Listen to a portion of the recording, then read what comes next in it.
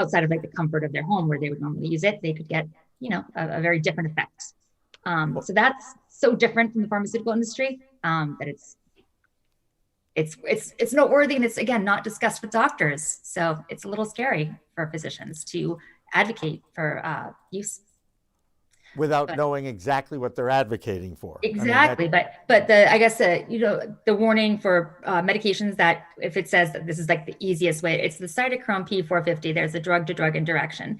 And it typically requires, it's a very high dose of CBD, or that most people aren't taking unless they're maybe being treated for epilepsy. But if you have a medicine that says, be careful, like with grapefruit juice, like same thing. It's the same. You want to be careful with CBD. Those are the drugs that interact, if that makes sense. It's a big category, but the warning warns against, do you know what I'm talking about? Yeah, no, okay. Absolutely. And by the way, just for the record, I'm on one of those statins, which I think is one of the grapefruit juice ones, right? Yes. Yep. Luckily, exactly. I've never liked grapefruit juice, so it's not an issue for me.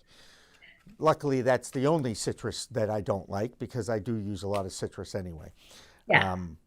I will tell you that recently, I found a product at a dispensary that had a 10-to-1 CBD to THC tincture.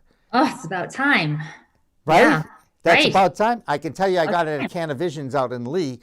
Special delivery, I might add, now that we're back and forth from the Berkshires. But I was thrilled to actually go online and see that product exists, because the most I've really ever seen is a 2-to-1 CBD to THC, right? Which is so frustrating, because when people say, oh, I'll get CBD at dispensary, it's not the same. So CBD, again, is the molecule, just one single molecule, and it grows in cannabis and in hemp. So when you go to the dispensary, you're mostly getting the CBD from cannabis in almost all cases. And again, it doesn't change the effect, but rarely have I seen any products at the dispensaries that are more than a one, that they're usually, to your point, like a 1-to-1 or 2-to-1. So there's a lot. It's half CBD, half cannabis, or half THC. So which will get you high, could get you high. So or could get you to fail a drug test too. Absolutely, I mean, anytime you have that THC in your system, that's what the drug testers are looking for. Exactly. But then we can get into, and we'll talk to the doctor about the entourage effect and how those two chemicals, which are really the two main chemicals in the cannabis plant, have to interact in order to get the most to be most effective. That's the word, right? That's the word. Efficaciousness. Oh. Yeah, there you go. Effective too is a good way to look at it. All right.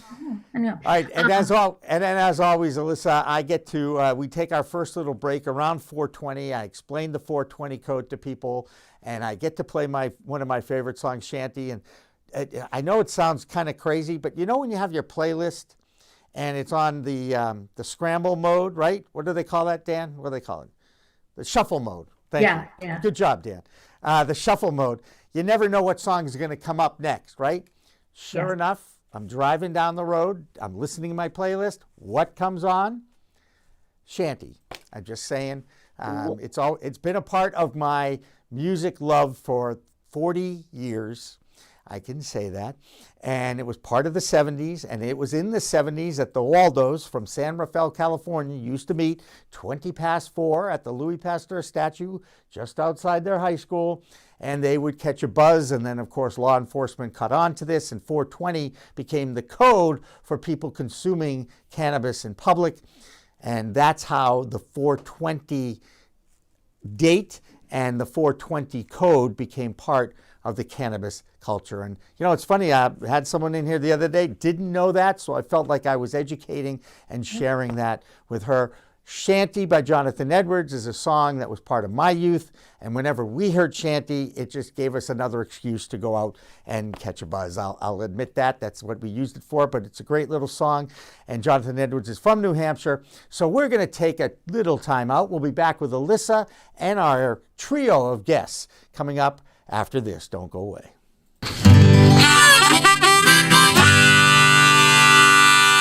Yeah, this is a tune that I wrote back in 19... I've forgotten.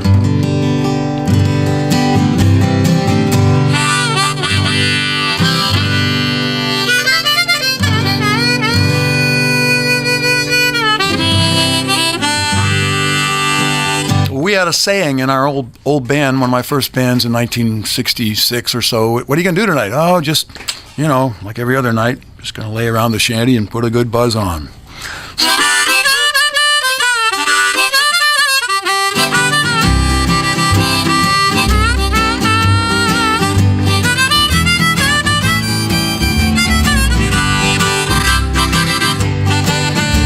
Gonna sit down in the kitchen, fix me something good to eat. Make my head a little high, make the whole day complete. Gonna lay around the shanty, oh mama, and put a good buzz on. Pass it to me, baby, pass it to me slow. We'll take time out to smile a little before you let her go. We're gonna lay around the shanty, oh mama, and put a good buzz on.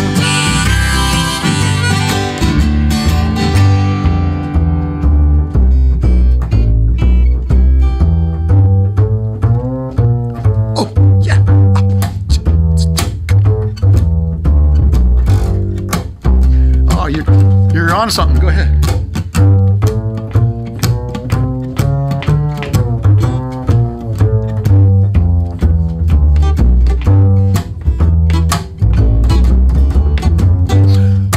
Rick Brodsky, everybody.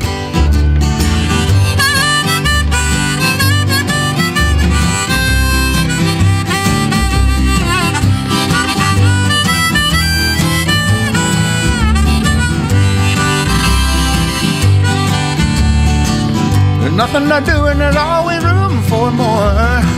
Fill it, light it, shut up and close that door, baby. We're gonna lay around the shanty, mama, and put a good buzz on. Take it, okay.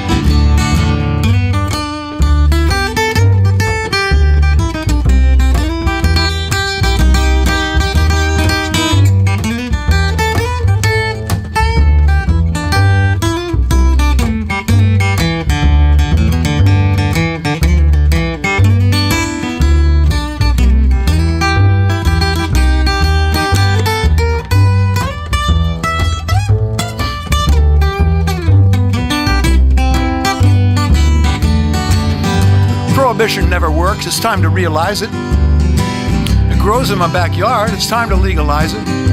We're gonna lay around the shanty, mama, and put a good buzz on.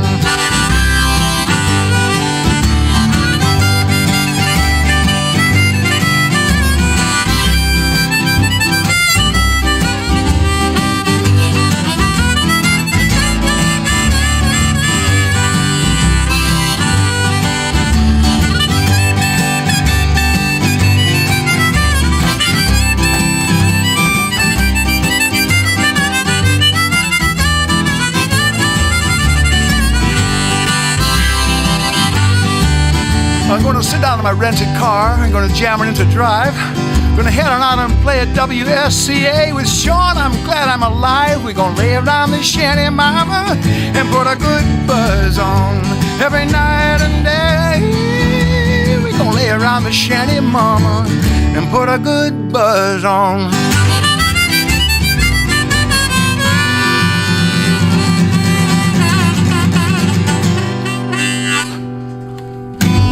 Nice. It's Friday.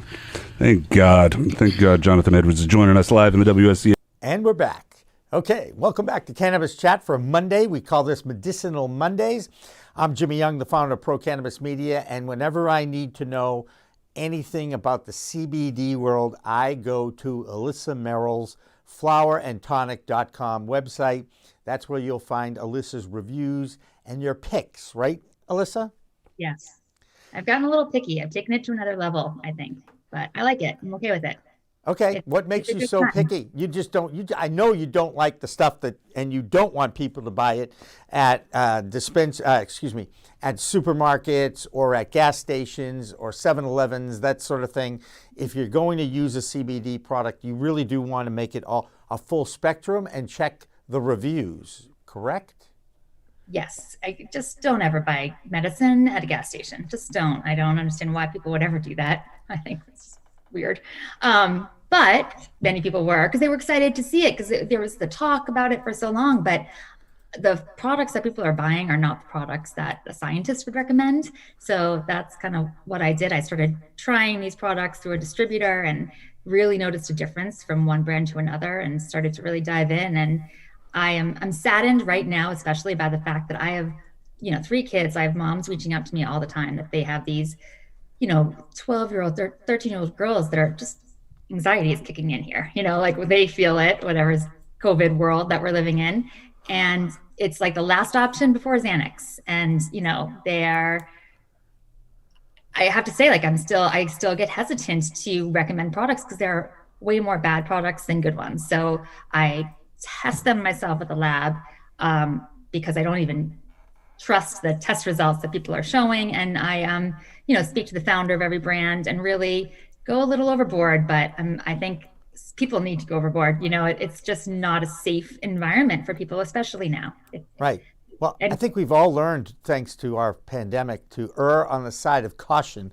I certainly have become more of a germaphobe in the last 7 or 8 months than I've ever been in my life. And I understand the reasons. I'm not saying I don't. And I have my mask on the other side in the other office. So I do go out. When I go out to the public, I wear my mask. Right. But I do want to go back to something you just brought up. And I too have this issue. And it has to do with your expertise or my expertise or their perception of our expertise by people that just are looking for some advice.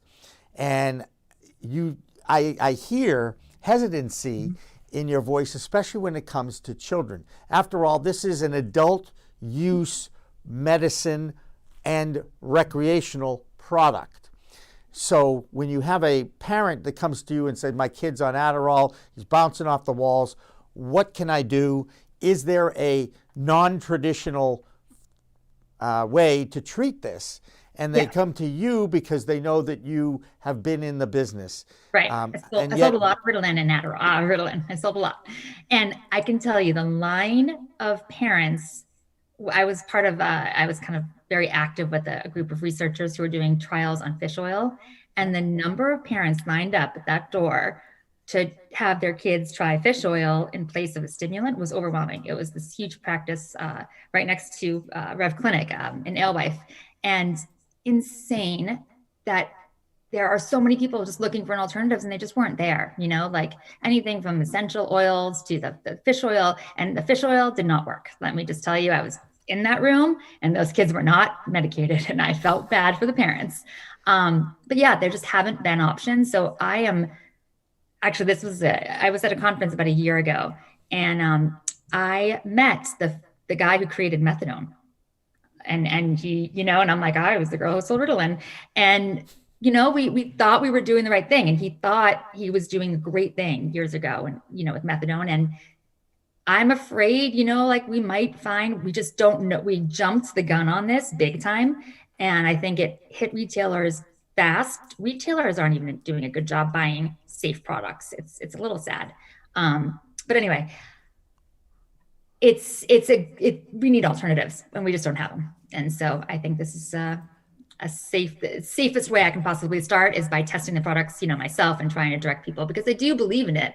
And I never believed in any of this stuff. Like I was a hard sell. I was scared of supplements and alternatives. And now I've had a complete change of heart.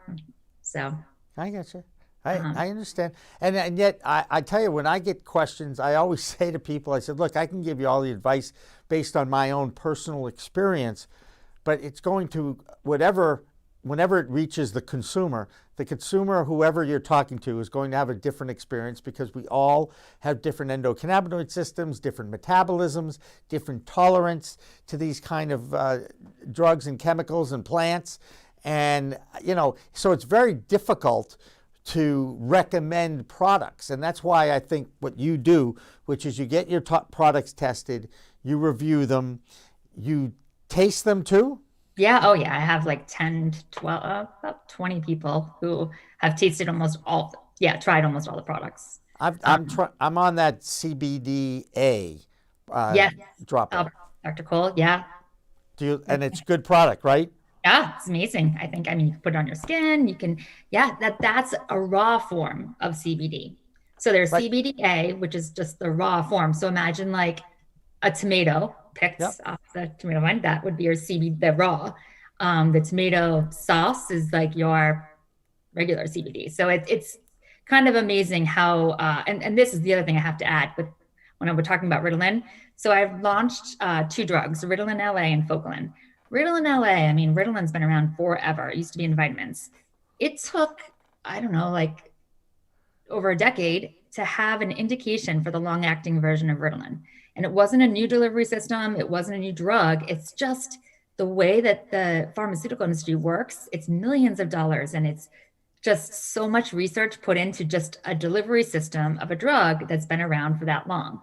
And Focalin is the single isomer of Ritalin. And same thing, it took 40 years or when the patent wore out, whatever, to actually get these drugs to market. So what we're doing in the cannabis space is a little scary, like, in terms of there's a million different strains, one will make you fall asleep. Then there's 10 different ways to take it and there's no real direction on how much to take. So it's very very different from what we know in traditional pharmaceuticals. It certainly is. It's, go ask Alice. The drugs that Mama gave you don't do nothing at all. That's the line from the Jefferson Airplane in the 60s. And I got to tell you, there's plenty of them out there. But I also have heard so many stories. And of course, last week, I know, Alissa, you weren't able to make it. Sherry Tutkus, the Green Nurse, filled in admirably for you. And, her knowledge base is just so vast because of her registered nurse background. And she talks the talk. I mean, she really can look at different things and suggest different things. And I refer people to her as well. You're kind of my CBD go-to woman, and Sherry is my medicinal cannabis go-to person because I think that she has certifications in that and is also very well respected. Not that you're not in what you do. That's why you're here, Alissa, okay? To make sure that I make that very clear. We are waiting for Vanessa Peck, and we do have her cell phone, so I'm hoping that our production coordinator, Isabel, might be able to just give her a little ringy-dingy, as they say, and walk her through the entranceway into our Zoom room so that we can chat with her. But we are expecting to talk with her any moment. We are, in the meantime, we're talking with Alissa from flowerandtonic.com. What's one product, a new product that you're most excited about? I know a lot of times you get these new products and I hear from you and you're like, oh, this stuff seems really good. So, like I'm keeping my list short because the best is the best. And like, if I'm going to recommend it to my parents' friends, that's like, why would I recommend something else to you, to a stranger? I don't know. That's just how I feel. So I often recommend tonic vibes. And earlier I was talking about these 12-year-old girls.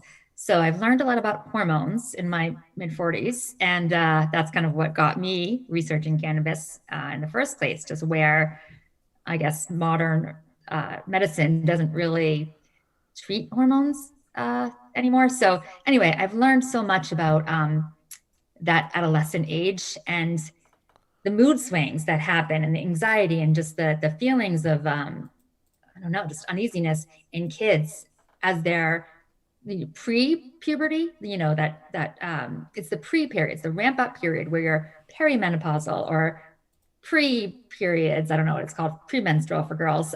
Sorry, I should know that. That's what's so hard for kids to kind of, it's just a hard time. And that tonic vibes has an adaptogen in it that's combined with CBD. And I think it just works amazingly well for hormonal imbalance. And I do think that hormonal imbalance is really affecting a lot of people negatively. So yeah, I don't know if you're familiar. I think we talked about this before, like endocrine disruptors, things I never thought were real, but all of these cleaning agents that we're using have tea tree oil. If you're going natural, it has tea tree oil. And I am a big fan of tea tree oil, but it mimics estrogen and it can mess with you, like with your hormones for men and women. So that would be, tonic vibes. I just love that it has that adaptogen plus CBD and it tastes good. Yeah, like the same products And you could get that on your website. on the website. Yes, please get it from the website. You can, well, I link to affiliates because I don't want to be tied to anyone. Like Brittany is the founder. She's amazing and I adore her and I think the world of her. But things change. Like, what if they can't, like there could be a better product out there. Like I don't want to be tied to making referrals. I want to truly keep myself like authentic and honest in it. So yeah, so I just do affiliate links. So from the website, we offer some information on dosing. And because the other thing is these reputable brands have to be really careful about what they're saying. There's this whole indications that we have in the pharmaceutical industry, and they also can't make claims. And I really like the brands that are not making the claims. I don't like the rule. We've talked about this. I don't like the rule breakers and in a rule, the people who don't follow the rules and just get away with it as far as they can and make claims about, alleviating pain and anxiety. Like they're just not supposed to. Market your product all day, but I hope people will choose to do it the right way. And people like Brittany, again, she's the founder of Tonic Vibes. She's one of those, exemplary people to work with. So, I get you. So we're efforting connecting with Vanessa. I understand that she is on the outside looking in, trying to figure out how to get in. We take the Zoom thing for granted these days. Good. How are you? Good. Thank you so much. I'm sorry for the technical challenges, but no worries. You figured it out and you're with us now, and you're on with Alissa Merrill, who's with flowerandtonic.com, and she is my go-to CBD specialist. And she's also the one who suggested that we do cannabinoid medicine on Mondays. So now you know how we got to this point. There we go. Awesome. All right, so you'll hear from me. I'll ask you some questions. You'll also hear from Alissa. But I do want to talk a little bit about your Elevated Healing, which is a nurse-founded company. Tell us a little bit about what you've been doing in Vermont with Elevated Healing. Sure. So with Elevated Healing, I've been working with families who are looking for alternative treatments for their children that may be suffering from some chronic conditions like autism, treatment-resistant epilepsy, some maybe mental behavioral issues such as anxiety, depression, ADD, ADHD, also cancer, and another condition called PANDAS. So it's parents who are looking for alternative treatments because most of these parents are pretty much at their wits' end with a lot of treatments that they have gone through with their children, and just the conventional keeps failing them, and they're looking for other support. So then when they look for, medical cannabis or CBD per se, I help navigate them through that world of all of it, teaching them what it's about, how it can help, and coming up with a treatment plan for them. See, and this is exactly what we were talking about, Alissa, with before Vanessa came on, is the challenges of being a parent and having children and going through that process, that frustration process where you go to a medical doctor, my son or my daughter is overly active, or they're just kind of sullen or whatever all the time, whatever the symptoms are. And of course, doctors are not going to sit there and say, well, I think you need medicinal cannabis. They're going to try and prescribe to you a Western medicine drug that someone like Alissa would have sold to them over the years. Well, they don't. I think we have to be fair. That's all that they are trained on, right? For the most part. And that's what they know. I feel, yes, you know how I feel about that. I respect where doctors are coming from, but I'm grateful for people like Vanessa who can bridge the gap, because there's a good middle spot that no one's really hanging out in, And I think that, this is a good opportunity to bridge it the right way, because I think Vanessa is speaking the right message. And I have to say, I don't share this often because I get teary-eyed, but what started me with this company was I saw a little girl on my daughter's soccer team. She was 4. She was diagnosed with brain cancer, and it was just horrible. Just the experience watching it, it's horrible. And I went to a dispensary. I just got my card, and she needed to gain a tiny amount of weight to be eligible for a last ditch effort, clinical trial. And I was like, they were putting money in her pockets, and just to make her look like she gained weight. And I was like, all she needed was maybe THC could have stimulated her appetite. Kids need to eat. People who are going through chemo, I'm a little now sold on the whole like food is everything. And it is. Like, I never really believed that, to be quite honest. And yeah, I just think that we have to get better at talking about the science. And I'll let you, Vanessa, I'd love to go to you. Like, who's referring patients to you? How are people finding you? Yeah, so it's still a really big work in progress because unfortunately, talking about cannabis, it still has that stigma around it. So it's really coming by word of mouth, whether it's other nurses that I work with that know what I'm doing and they know friends of friends, or, they hear what I'm doing and they're talking about it and parents are getting interested in it. It's also reaching out to a lot of other people who just may seem like they have an interest in it and just getting my name out there. I'm also trying to develop courses for parents who want to explore this, but they're still very trepidatious about it and don't just want to go straight to the source and put their child on CBD or some form of cannabis, just so they really better understand, as you already touched upon, the science behind it. Because parents that are in these areas, whether it's a child with autism, treatment resistant epilepsy, cancer, all these parents are highly educated. They're doing the research. They want to know the information. And because it's their child, they want to make sure that they have the right information. And if I can provide that and give them, an arsenal full of information that they can feel confident that they're making the right decision for their child. And also they really become the master of the information that they essentially go and teach their clinicians that are taking care of their children about this as well and help advocate for it as well. And like you said, I'm not, physicians, unfortunately, there's a lot of people and nurse practitioners in this area that don't know this because it's not taught to them. So it's not their fault. They are doing what they're trained to do. And that's, here you have a symptom, here's a medication to help with that symptom. And we're not really looking at a holistic approach because that's just not the way they were taught. But hopefully with time, the endocannabinoid system is something that becomes part of these medical school curriculums, nurse curriculums, so that people really see and understand all the science behind this.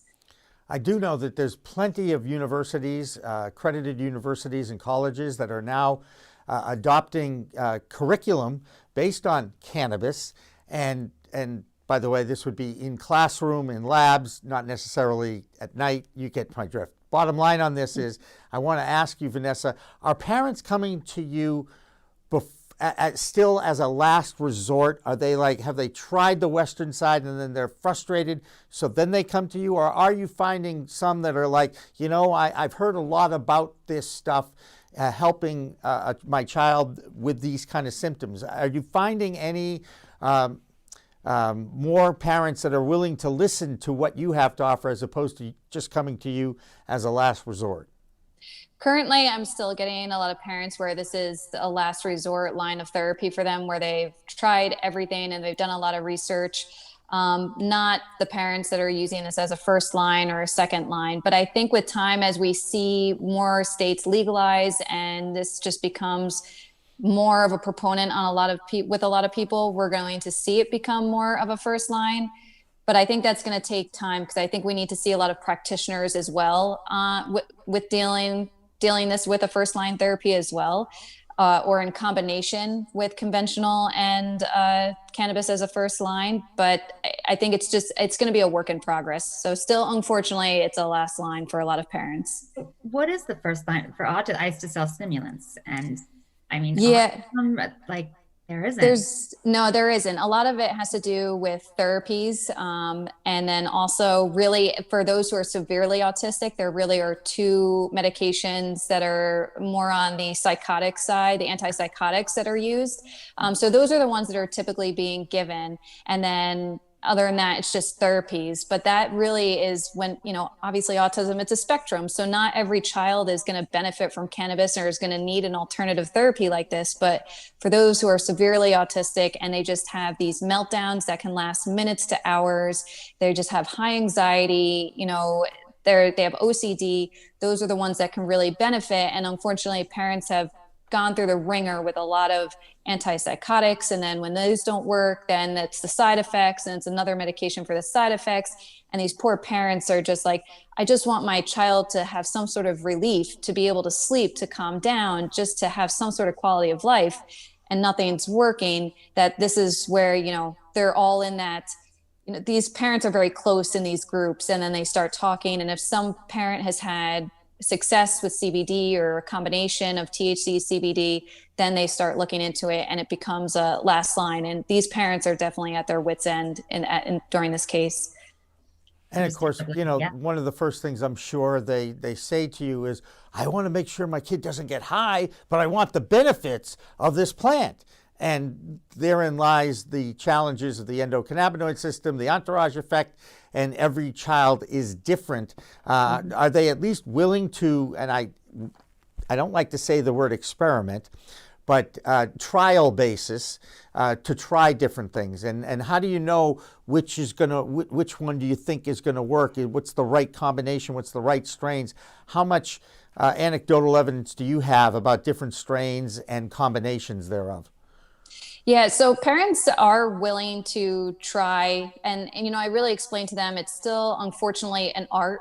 However, we are getting closer with some genetic testing as well, and that's something that I hope to offer to parents down the line, where we can, if they wanted to, we can do a little bit of genetic testing to kind of pinpoint closer to what combination of things could work for their child in particular. And right now and I'm working collaboratively with the parents. So if, I explain, if their concern is, I don't want my child to get high, I explain, what it is that causes a high versus not, but that if we load the CBD to anecdotally prevent that quote unquote high from the THC, and really very low doses of THC is not going to create that psychoactive effect that we all think, but we can still get the benefits that this child may need if we do think they need THC. But really, we look at the symptoms that we're trying to help and quell. And then we really look at the variety of cannabinoids that we have out there and figure out, whole plant is really what we want to work. So we have what you had mentioned, that entourage effect, and really be able to hope that we can get some relief. But the parents do understand that it's still an art and it's a trial and error. And they're pretty welcoming to that. They've already kind of had to go through that route already, where a lot of things weren't working and they're still trying to figure it out. So I would say a lot of parents are pretty patient with that and pretty hopeful. So how great is it? I have to say, it's the best when you get, there's a brand, it's called Love Eights, and he uses we had a friend who was looking for something. She was in California, and he made a product. Typically it's a CBD plus terpene for focus. And he made just the terpene. And she called me, the happiest person. If your kid has ADD and you're sending them to school, it's still hard. But if they have ADD and you're home with them, I have 3 locked in the basement, it's really hard. They don't have ADD. I'm tired of them. So I honestly, there are a lot of, it's now that you don't know, but now I'm like, what the heck? Why weren't more people using just terpene alone? So that's my next question to you is, my eyes have opened to genetic data. That was the first thing that really made me say, maybe it made me question a little bit of what I need from a lot of what I need from the pharmaceutical industry, because that told me that 1/3 of all drugs are never going to work for me, no matter, I could take them all day long and never going to work. So what other kind of alternatives, aside from cannabis, are there any other plant therapies, do you use terpenes for anything, or what else can you use with kids before going to cannabis if people have concerns? Yeah, so it is. Few companies are starting just to use terpenes. The THC, it's not a first line unless I really think there's a child that just has a lot of behavioral things that maybe CBD is just not going to work. But what I try to do is, even with the full spectrum CBD, I try to make sure, depending on what products I may recommend to a family, is I really make sure that there's a very strong terpene profile within that, because that's where they're going to get a lot of the benefit in addition to the CBD. Right. Without a terpene profile, I really don't think that you're going to see not much of an effect. As for some people, it may actually work, but it's going to be very few. But to get that whole plant, really important. And then the THC, if we do that for a while and it's not working, even with titrating it slowly over time, and we just still are seeing very little benefit, then that's when we talk about doing a little bit of THC on top of it. But other than that, I really believe in the terpenes. The terpenes are very powerful. It's something that I feel like doesn't get enough attention. But anybody who's in this industry knows that terpenes are really important. And that's something that parents don't know about. All they hear is THC, CBD. Right. That's it. Right. They don't hear about CBG, CBN, CBA, THCA, let alone, I mean, THCA works better than THC in a lot of cases. So there's a lot of things out there. And that's what I try to teach parents, to let them know, like, hey, this is not just about THC. This is not just about CBD. This is really something, and this is why this works. Hey, Vanessa, your state just got its act together and opened up for sale for retail. Now, granted, I know no stores are open yet or anything like that. But as a citizen of Vermont, I'm guessing you were happy to see at least that wall come down. Is that accurate? Yeah. Yes. So Vermont has been pretty proactive when it comes to cannabis, both just access to medical marijuana and just allowing the legalization of marijuana in general, and now this. So this is a huge movement for the state, but we knew it was going to be coming down the line anyway. So it's great though. And you're not growing anything in the backyard yet, are you? I'm just throwing that out there. No, not right now. Where do you, now obviously there's medical dispensaries in Vermont, yes? Yes, there's 4 of them. 4, that's it? Wow. Yeah, there's really not that many. Really? I would have imagined, gosh. 4 or 5. I think there's I think there's one that I may be forgetting about, but there's really not that many. Wow. And, but it's also a low population too, so I think that's why. And I think the regulations to open up are kind of strict. Are you seeing a lot more? I would imagine right now. Like I was, right before we were speaking to you, I was saying I've got again, 3 girls. My oldest is 12, and I've, hormones and anxiety, and I have my parents reaching out to me a lot, and I'm still, even though I test the products myself, I bring them to the MCR labs, and I test them. I still feel hesitant. But I know in my heart it's better than Xanax. Like I just know it is. Just like I know it's better than Ritalin or Adderall. I guess, could I ask you to speak to that? Like, what's your, in terms of, I mean, I know that it's been around forever. People have been using these products forever. It's an old, it's a plant that has not been studied, but it's a lot of information. What are things, if you had to express any concerns or cautions for parents, what would they be in terms of trying to figure this out on their own? Yeah, I can understand your concerns, especially as a parent, because you're seeing CBD, especially, just exploding everywhere. I mean, you can go to your local gas station and there's CBD on the shelves there, No. But that is, but I think that's what's trepidous too, because I think when we see something explode very quickly, then we start to question, well, what's the good versus the bad? What's a good product versus a bad product? And that's where we need to teach people that they need to be asking for certificate of analyses, which, for anybody who doesn't know, is really rigorous lab testing to figure out, how is that plant extracted? What is in that plant exactly? There are companies that are, and they're the ones that I study and recommend to parents who want to use these products for their children. But I mean, you could scan a QR code on some of these products and you can see exactly where that terpene or cannabinoid profile came from exactly. And there are a few places that do have some rigorous testing. So it's teaching parents, like, we want to look for whole plant. We want to make sure that the product is tested. It should be organic.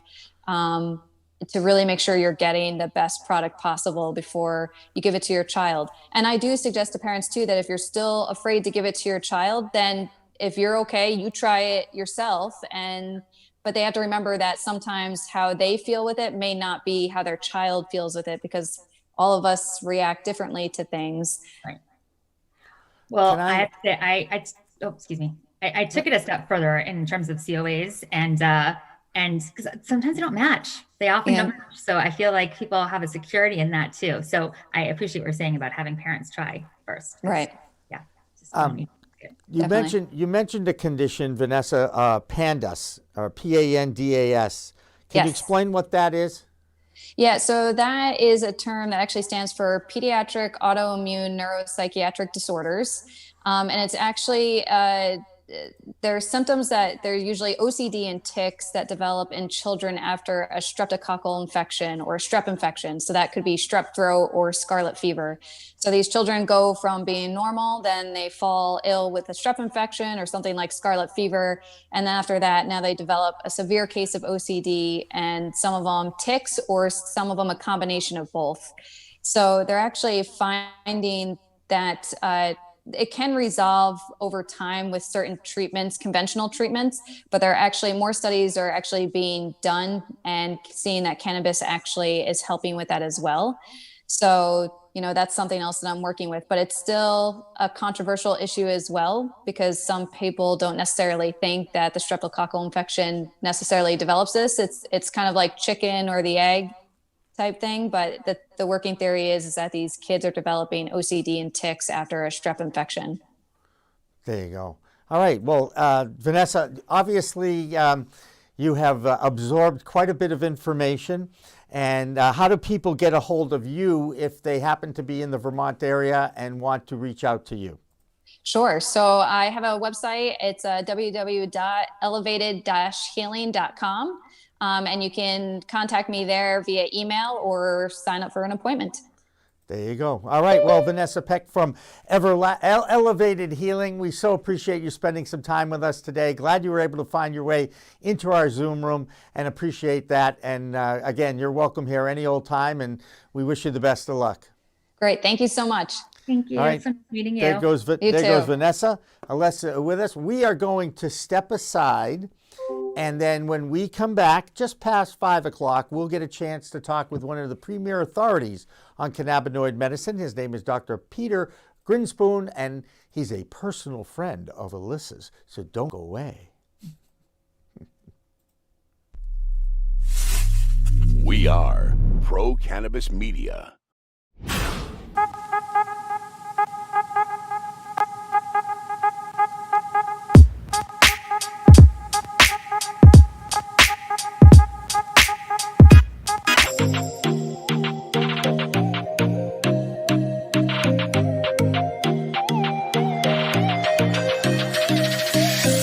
Hello there.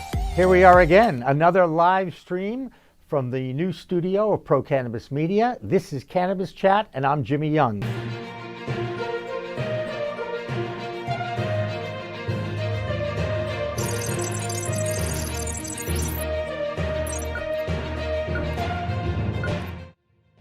Hi, everyone. Welcome to Weed Talk News. I'm Jimmy Young, the founder of Pro Cannabis Media.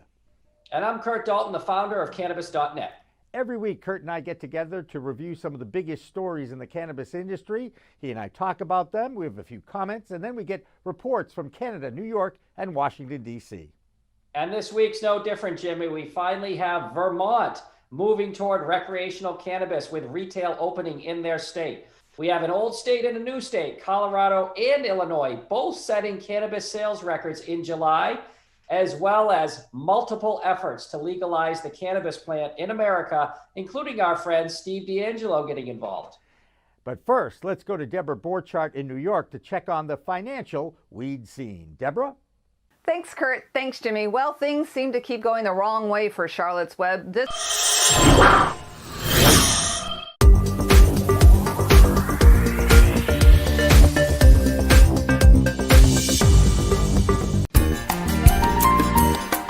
Whoa, Jimmy Young in the weeds on the water this week. We've got the CEO of Kushko, Nick Kovacevic, with me. This guy has built his little company in 6 years from $2 billion in sales to $145 million in sales. We can get this thing to be fully legal here in the next few years, I believe, but it's going to take far longer for the stigma to change.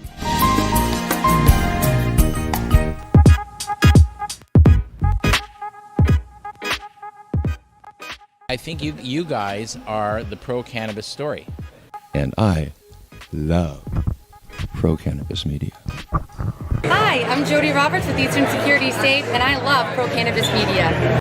Hi, I'm Laura Beener. I'm the president co-founder of The Healing Rose, and I love Pro Cannabis Media. It's been such an integral part of our success here at The Healing Rose. And you know what? The best media company out there is Pro Cannabis Media. look out for them. They'll make you famous. Hi, I'm George, and I love Pro Cannabis Media. I also love Western Mass Hydroponics, where we've got everything you need from seed to bloom to bud, and then to smoke it afterwards.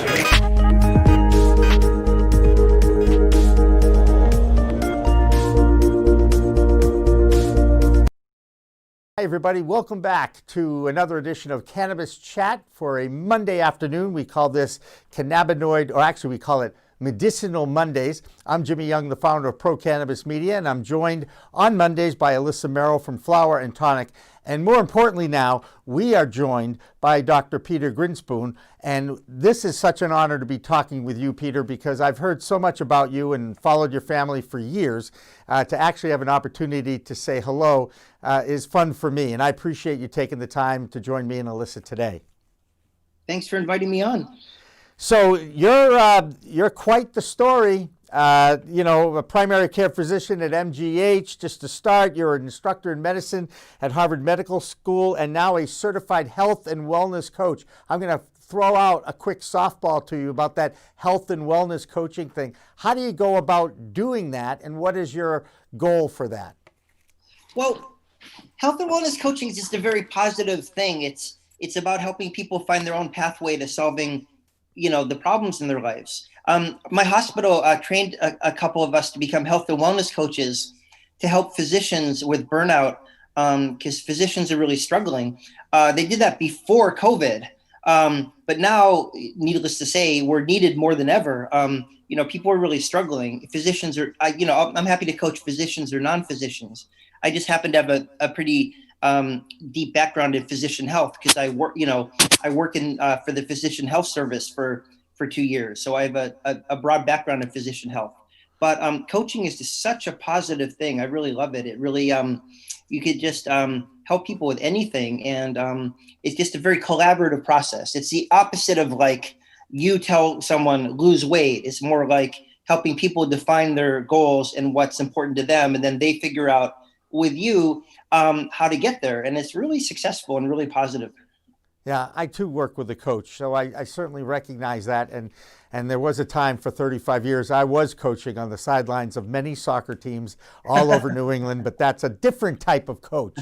One of the things that obviously we have to talk about the pandemic that's going on right now. You talk about the stress for doctors and frontline workers.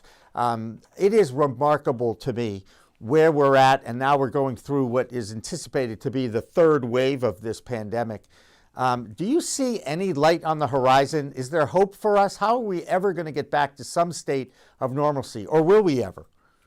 Well, I see hope in just like the dedication and like, just of my colleagues, and just how self-sacrificing they are and how generous and willing they are to kind of band together. I mean, my hospital did a phenomenal job. I work in an inner city clinic in Chelsea.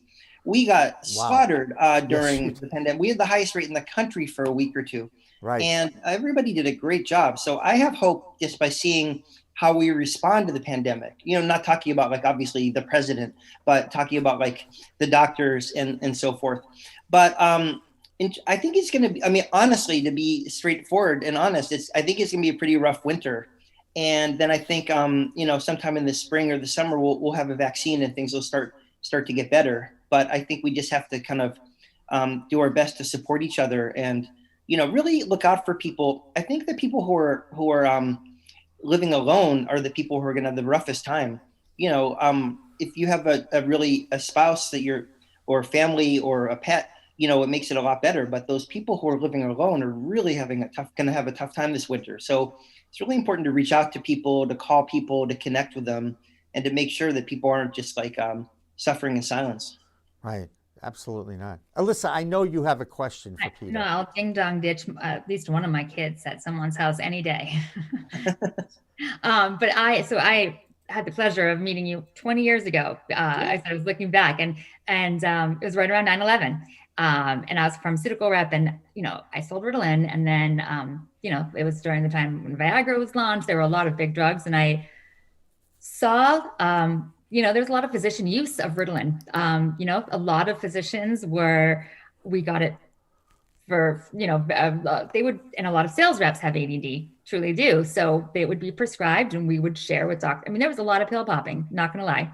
And I felt fortunate. I never really liked them enough to pursue it, but I think it's a huge problem. And I love what you're doing and sharing your story. And if you could just maybe touch upon a little more of, what you can offer for physicians who are struggling. Because I just think there was a problem before. I can't imagine what they're going through right now. So. Right. Well, my story in a nutshell is that I'm 13 years now in recovery from opiate addiction. And the problem is it's such a taboo subject. Nobody talks about it. So what I did, instead of crawling under a rug like everybody else does, is I actually wrote a memoir about it. It's called Free Refills. I called it Free Refills because doctors, as you allude to, and nurses and other healthcare professionals have such access to medications. And then if you combine the access with the stress that we're under, it's just an epidemic of addiction. And, the rate of addiction in the general population to drugs or alcohol is like 9%. And among healthcare professionals, we think it's like 10 to 15%, like much higher. But, who knows? Because everybody's afraid to even talk about it. And the problem is when you try to get help, you get punished. You say, I'm struggling, and the medical board yanks your license away. Yep. So nobody gets help voluntarily. They don't get help. Like in my case, I didn't get help until the state police and the DEA visited me in my office for some bad prescriptions. And, that's just no way to treat a really serious issue like that. I mean, people who are getting help and being monitored are safe. People who you don't know about or who are dangerous. So if we created a climate where people could actually voluntarily get help and feel comfortable and safe doing that, the patients would be safer, doctors, nurses would be safer. So that's part of why I wrote the book. And as you also mentioned, I'm really worried about, doctors, nurses, frontline providers. The stress is just so overwhelming. And people in general too. I mean, drug use and alcohol use is skyrocketing. I think a really important harm reduction would be if they were to use cannabis instead of alcohol or opiates would be great. I mean, in a perfect world, all of us would meditate and relax and exercise and eat tofu, and we wouldn't need to rely on anything. And then if we used an intoxicant, all societies have used intoxicants, we'd use it thoughtfully and for, wellness purposes, not to rely on it. But in reality, in general, we have a really stressed out society, and now it's like a profoundly stressful time, and people are using things to rely on. And I do think it's a lot safer and healthier to use cannabis than alcohol or opiates. So, or Valium or benzodiazepines. So I think there is a really strong harm reduction argument in favor of cannabis. And I think states where you have recreational cannabis are going to do a lot better than states that don't. Question for you regarding a word that I know is part of this whole research we're doing and dealing with intoxicants, vitamins, whole health medicine, integrative medicine, all this stuff. The difference between an addiction and a dependency, and where does moderation fit in there? Right. Well, that's sort of a minefield with the terminology, but I mean, the DSM-5, the psychiatrists came up with this really complicated definition of addiction, and if you fulfill 2 of the 13 characteristics, and they managed to rope in like most people who use medical cannabis, or a lot of people, as having cannabis use disorder. And the problem is that people who use the cannabis don't think they have a use disorder. There's just a fundamental misunderstanding or difference of opinion about cannabis use, which I think needs to really be ironed out. But the way I look at addiction is a very simple definition, which is continued use despite negative consequences. If you're using it and it's screwing up your life, and then it's screwing up your life, but you still can't stop using it, then you're addicted. Dependence is more like, you're doing it and it's bad for you and you're relying on it, and it's just a crutch, like a really heavy crutch, which is just unhealthy and you're aware of it, but it's not taking over everything like an addiction. So dependence is like a sort of a milder form of addiction that isn't like subsuming your whole life. Okay. But again, people have battled for decades over these definitions, and it's really contentious. And, it's just a work in progress. So go ahead. I'm going to follow up on that with a heavy crutch is what you use. So how do you decide what is responsible use of cannabis? If you're using it every day, every night to help you go to sleep or to relax after a hard day's work or whatever it is to take the edge off, and you're using it, maybe 3 or 4 puffs a night or a couple of tinctures, whatever the macro dose is that you take, is there harm to that? And are you dependent on it? Or do you just like the product and you get benefits from it? Well, you just asked like 4 different questions. Thank because, you. If you're, you could be dependent on it and it still could be helping you. Like there are withdrawal symptoms when you stop cannabis. People get grumpy and have trouble sleeping and eating, but there are withdrawal symptoms from antidepressants or from caffeine and from caffeine. Absolutely. Right. Just because there are withdrawal symptoms and you're have physical dependence doesn't mean they're not helpful or good medications. Like people get withdrawal symptoms from like Effexor, a really important antidepressant. And as you said, caffeine, like 80% of Americans drink caffeine and they don't have caffeine use disorder. So, but at the same time, it is a fine line for some people. I mean, again, I would say if you're having negative consequences, if you're smoking it every day and your asthma is getting worse and your doctor says you've got to stop smoking every day and then you can't stop smoking every day, that would be an indication that you're unhealthily dependent. For example, I have a patient that has has been going to the emergency room like every month barfing. And we don't know if it's cyclic vomiting or cannabis hyperemesis. Right. The only way to find out is to stop smoking for 6 months. I'm like, look, dude, I'm a pro-cannabis doctor, but you have to stop for 6 months because you can't be going to the emergency room every once or twice a month, puking your brains out and like being on IV fluids for 2 days. You're absolutely miserable. It's awful. And, he was having trouble stopping. And that's like either a heavy dependency or an addiction. That's like continued use despite negative consequences. So I would say if there are negative consequences and you still can't, then it's obviously either a heavy dependency or an addiction. But if someone's like using it, moderately, there's no dose escalation, it's doing something important for them, it's helping them creatively or spiritually or with physical pain or with intimacy, and they're using it responsibly. They're vaping dry flower, which is ground up flower, which is the safest way to take it inhalationally. And there's no negative consequences, particularly if they're using it instead of other medications. Because I always like to ask, what else would you be using if you're not using cannabis? If they're using it for sleep, they'd be on Ambien or Trazodone. Those things are like much more dangerous than cannabis.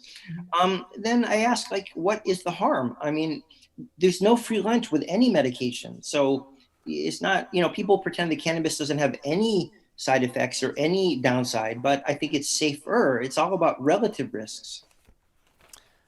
Alissa, go ahead. I bet you got another one. I say because people, knowing I've been in this industry for a while, people ask me that question pretty often. And I usually say, like, I don't know if this is the right thing to say, I'll ask you, but I'm like, you should have like at least one drug buddy. Like if you're starting this and if you're using this and you're wondering if it's too much, you need to have someone who you can be completely open and honest with. And if you find yourself lying, then like that's you're telling, that's usually that's absolutely true. But as we beat down the stigma, hopefully people will be able to be open and honest with everybody, like with their doctor, with their families. It shouldn't be something people have to be secretive about. How do we do that? Because I mean, it's the California. It's like not that. I mean, in California, it's just a different world. I mean, people have these little mints that they're popping, and like weight loss, like, and why? Like, we don't have the products that they have here, which is mind-boggling. I mean, I know we're newer. In Massachusetts, it's newer, but I don't know. I still question so many things about this industry. Like, why don't we have a product that is for a cancer patient? You know what I mean? Like, it's killing me to this industry a little bit. So you want the consistency? Is that what you're looking for, Alissa? Is that? I mean, people. Yes. I mean, yeah. Like the products aren't there. The consistency isn't there. The products aren't there. I mean, they're getting there, but they need help from someone like you. I don't think someone to just get go to a recreational shop if they're, I think a lot of people, and I feel like you'd probably agree, this medical recreational, it's horrible because the majority of people who are going for recreational products are using them for medicinal use. They just don't have their card. So that's right. I mean, that's how you define it. That's how everything's reported. I don't know, but I do find most people who are recreationally using it, it's for sleep. It's for those things. They just don't know. Oh, they've studied that. Absolutely. A huge percent, something like 2/3 of recreational users were using it for sleep and pain. Yeah. But the uses are overlapping. I mean, it's not necessarily, I mean, cannabis does many things at once. So, you know, a lot of these studies study one thing. Does it help with sleep, or does it help with pain, or does it help with anxiety? But cannabis helps with like all of those things. So the studies sometimes don't really capture what it does. I mean, it's not all or nothing. It can help you with anxiety, pain, sleep, and be recreational at the same time. It's sort of like not, it requires like a little bit more of a complex category, I think. You know, ibuprofen, I guess, is pain and inflammation. So that's two things. But it's just, I absolutely agree with you. And I think it's partly, it's a question of time. I mean, California's had it legal for longer than we have, at least medicinally. Yeah. And culturally, they've been, you know, it's more of a sort of cannabis friendly culture out there. I mean, they have their conservatives too. But, you know, I think we'll get there. I mean, think of where we are compared to like Oklahoma. I mean, it's a whole gradation. You have to keep it in perspective. So, you know, we'll get there. I think the doctors in Massachusetts, though, have like, you know, physicians I just think that there's a huge influence.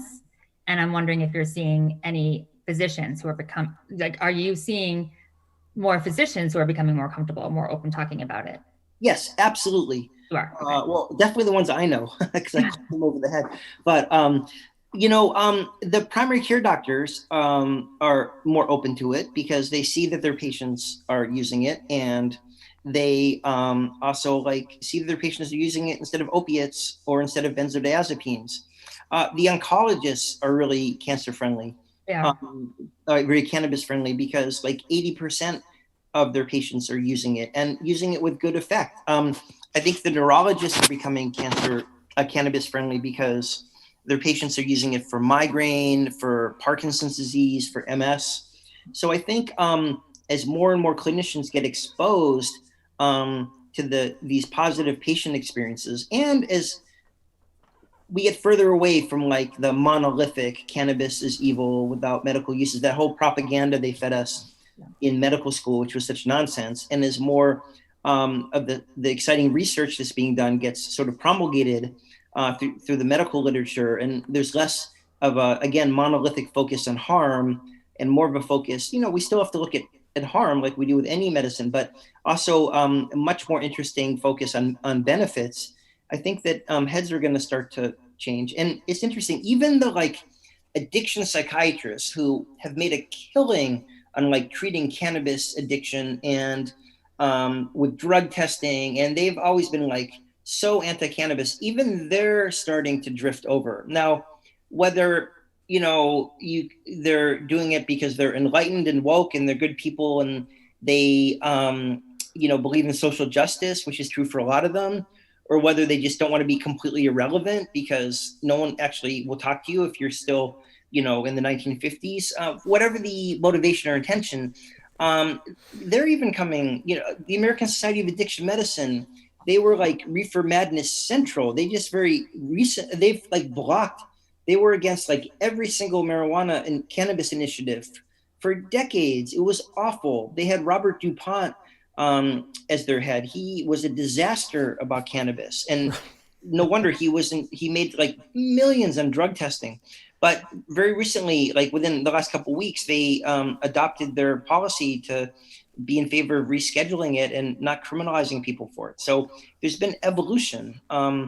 So I think we're getting there slowly with the doctors. You know, but, you know, as Upton Sinclair said, and this pertains to just a few doctors, but you can't change a man's mind when his income, earning an income depends on understanding the opposite. So there's definitely some like there's a financial prohibition. You know, for example, law enforcement, it's going to be very hard to change their minds because they make such a killing on these bloated budgets, and it's such easy work like policing cannabis because there's no crime. So we're getting there, but we've got to change the conflict of interest if we want to really get people to understand. You know what I think is interesting though? Oh, I'm sorry. I was just going to throw in a little to back up what he's saying. It's 536,000 cannabis arrests last year, more than I think another 60,000 less were violent crimes, and most of those cannabis convictions, again, were disproportionately against those most affected by the war on drugs. And law enforcement's able to stereotype and profile just by looking at someone, and that has to stop. And I love Bruce Barcott from Leafly and how he explained why he changed from one way to the other, where he said this is not a drug issue anymore, this is a civil rights issue, and it has to change, it has to move forward. We are seeing it slowly. I do want to go back to drug versus drug for a second here. Penn State College of Medicine News put out something in August. They did a study on drug interaction with cannabis, and in particular, they were talking about antibiotics, antifungals versus heart medications, anticoagulants that prevent blood clots from forming. So they're concerned about the cannabis interaction with the Western medicine drugs that are out there. Do you have any evidence about this, or any stories, anecdotal stories, or even some research that you could cite about this? Well, I'm more concerned about, I think CBD in particular does have the potential to interact with other medications because CBD, exactly like grapefruit juice, inhibits the liver enzymes and can raise the level of certain drugs. So, this is very simple. Like if CBD is being metabolized by these particular liver enzymes, the other drugs aren't, and they could have higher levels because it takes the body longer to clear them because the liver is what cleans up your blood. So hypothetically, you can have higher levels of blood thinners, chemotherapeutic agents, anti-seizure agents, immunosuppressants. So you definitely want to tell your doctor if you're on CBD, and perhaps if you're on a blood thinner, check the levels a little bit more frequently. But I don't think there's been a single case study of anybody like having excessive bleeding due to being on CBD. Now, cannabis is more complicated. It has like 600 different molecules in it and like 140 different cannabinoids in it. And I just don't think they've been able to show, much as they try, that any of this is clinically significant. Could you hypothetically have an interaction with an antibiotic? Sure. But then, so instead of getting 500 milligrams of amoxicillin, you're getting 499 milligrams of amoxicillin. That's not clinically significant. Right. So I think that, again, you always can get a news headline by writing anything anti-cannabis. But, some things are really important, like cannabis hyperemesis syndrome is real and important. It's sort of overdiagnosed now because it's like a trendy diagnosis. It was like underdiagnosed before because everybody was afraid to say they were on cannabis because they didn't want DSS to be called or they didn't want to get in trouble with the police. But it is a real and important thing. But, you just have to take these things a little bit with a grain of salt because, in the same way, like people who are pro-cannabis, if it's anything that's negative about cannabis, they'll just reject it reflexively, which is a mistake because of course there are going to be things about it that are, you just want to be smart about it. Of course there are going to be things about it that are, you want to watch out for or be safe about. It's a psychoactive substance. In the same way, it's just, you can always get a headline if you write something against cannabis, but I just don't think that these drug interactions, again, with CBD, in these high doses, because you don't have super high CBD if you just use cannabis. But if you take 500 milligrams of CBD, that might affect your blood thinner. But I don't think cannabis by itself really has any really major drug interactions that we know of yet. There you go. All right, I want to just throw a little theory out at you. When I first started this company, first of all, you mentioned that you want to say anything anti-cannabis and news jumps on it. Well, that's one of the reasons why I started Pro-Cannabis Media, because we're not going to do anti-cannabis. We're going to do pro-cannabis headlines here and that sort of thing. And that's what we're trying to do, is to give a voice to the industry. But I wrote a blog, and you mentioned DuPont, that the blog I wrote, one of the first ones, was in 1937, the wrong drug got prohibited. And imagine if it was a cannabis allowed to stay in as a medicine in the 30s, okay? And all of a sudden in 2016, the voters voted in adult use of alcohol. Imagine how challenging it would be to sell the public on the dangers of alcohol, especially versus a medicine that had been had been accepted for thousands of years, and I just wonder, I want to throw it back at you, would we have seen as much cancer, anxiety, Crohn's disease, all this stuff? Would it have affected that over the last 50, 60 years if cannabis was still used and actually been able to have been researched and studied over the last 80 years? Well, the answer to that question is we'll find out, because we're going to legalize it and we're going to study it and we're going to see what it can do. I mean, for example, with cancer, in cells, it has really remarkable anti-cancer activity, but that hasn't really been shown in humans yet, except with a couple cancers like glioblastoma multiforme as an adjunctive treatment, not as a primary treatment. So the answer is we'll see. Certainly symptomatically, people would be a lot better. The thing is, we just have to figure out how much cannabis affects the pathology of the diseases versus the symptoms of the disease. It's remarkably effective at treating the symptoms of the disease. And if the disease is something like fibromyalgia, which is mostly symptoms, then you are treating the pathology of the disease.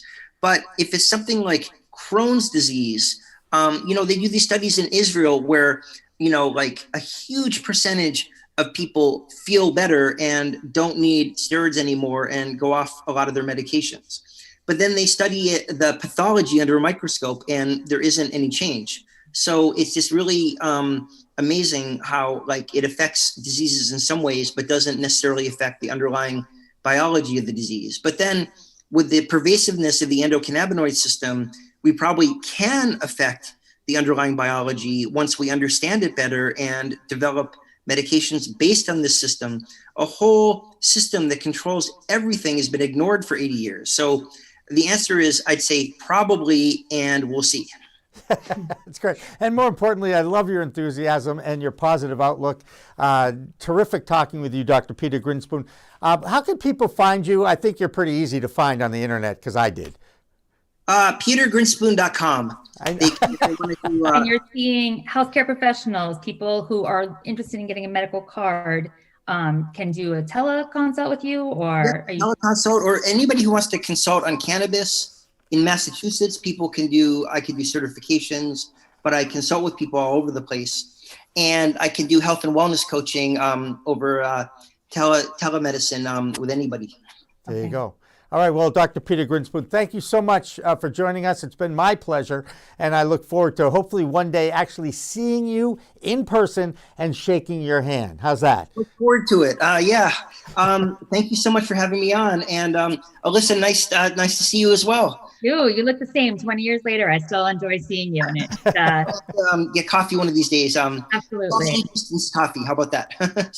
Social distance coffee. That's what we're going to do with this 10-foot straw. And we're going to, anyway, that's the deal. All right, Dr. Peter Grinspoon, thank you so much. Have a good night. Yep, Bye. thank you very much. It's great. Bye-bye. This is definitely our cannabinoid medicine day, because we have another doctor that we're going to bring in here in just a minute or two, because I already heard her ring the doorbell in our Zoom room. Dr. Ross. Am I right? Is Dr. We have to follow up. We have to have a follow up with Dr. Grinspoon on genetics. I know there's his father, PJ Library. My kids have been getting books, that we signed up for. It's like a Jewish organization. It's just an amazing organization that his parents are involved with. And there are a lot more Jewish people consuming cannabis from what I can tell. And I think it's based on genetics. So follow-up discussion. Yes, we will follow up. We will follow up. In the meantime, Dr. Michele Ross, I believe, is on our Zoom line right now. Is that accurate? Hello, Dr. Michele. Hi there. You're talking to Jimmy Young from Pro Cannabis Media and Alissa Merrill from flowerandtonic.com. And you have a tough act to follow, Michele. I'm going to let you know right away. Dr. Peter Grinspoon was just on with us. I'm hoping that you know that name because his dad, Lester, was really one of the pioneers in cannabinoid medicine. And he passed away recently, but Peter is very well known in the Harvard community and in the medical community of cannabis as well. Yeah, absolutely. I know of both of them, and Peter definitely has paved his own way in the cannabis community. And as an author, just like me, I definitely know of all of his work. So very cool to follow up with him. There you go. There you go. It's not, Tom Brady, Cam Newton following up with Tom Brady, but it's close. Anyway, I digress to sports all the time. Alissa's company, Flower and Tonic, reviews CBD products, has them tested, and she's my go-to CBD expert. So I'm hoping that the two of you can have a little chat about some of the challenges in this CBD industry. But tell us a little bit about yourself. I know that you are a neuroscientist and with fibromyalgia who helps women heal chronic pain with cannabis. That's the first page of your bio. I read very well. Anyway, tell us a little bit about you, your practice, and I guess you have a book out as well. Yeah, absolutely. So I've been in this cannabis field for quite a long time. I actually was one of the researchers trying to study how to get people off of cannabis and other, addictive drugs, which we now know is not so addictive and actually has medical purposes. So I published my very first paper, like over 15 years ago, and then actually became involved in cannabis because I had family members that were sick and it could help. And then myself, I actually developed a whole bunch of different medical symptoms. I wasn't quite sure whether I had multiple sclerosis. I ended up with blood clots in my lungs, like so many different things over the years, and ended up with a fibromyalgia diagnosis. But cannabis was one of the things that really helped me. And so I pivoted my entire academic career, partly because I have been sick and I can't really do the same things I used to do as a scientist. I can't chop off heads off of animals or anything like that, with nerve damage and things like that. But I've really shifted all my work to helping patients with chronic pain, with mood problems, and really love working with women because, goodness, the medical system has stigmatized women so much. When they reach out for chronic pain, we're labeled as hypochondriacs and all sorts of things, or given so many different medications that don't really help us or, get us addicted to them, like opioids, for example, or even benzodiazepines. So for me, I have really spent most of my time creating educational online courses, books, programs. Really, I've helped train, a ton of the doctors and nurses and health coaches out there. So been really busy, been a vocal advocate, both in education and even in drug reform policy. So I've been in it sort of as one of the OGs, although I'm not that old, so I can never claim I'm quite as much of an OG as some of the people that have come, before me, but I've really dedicated my life to this.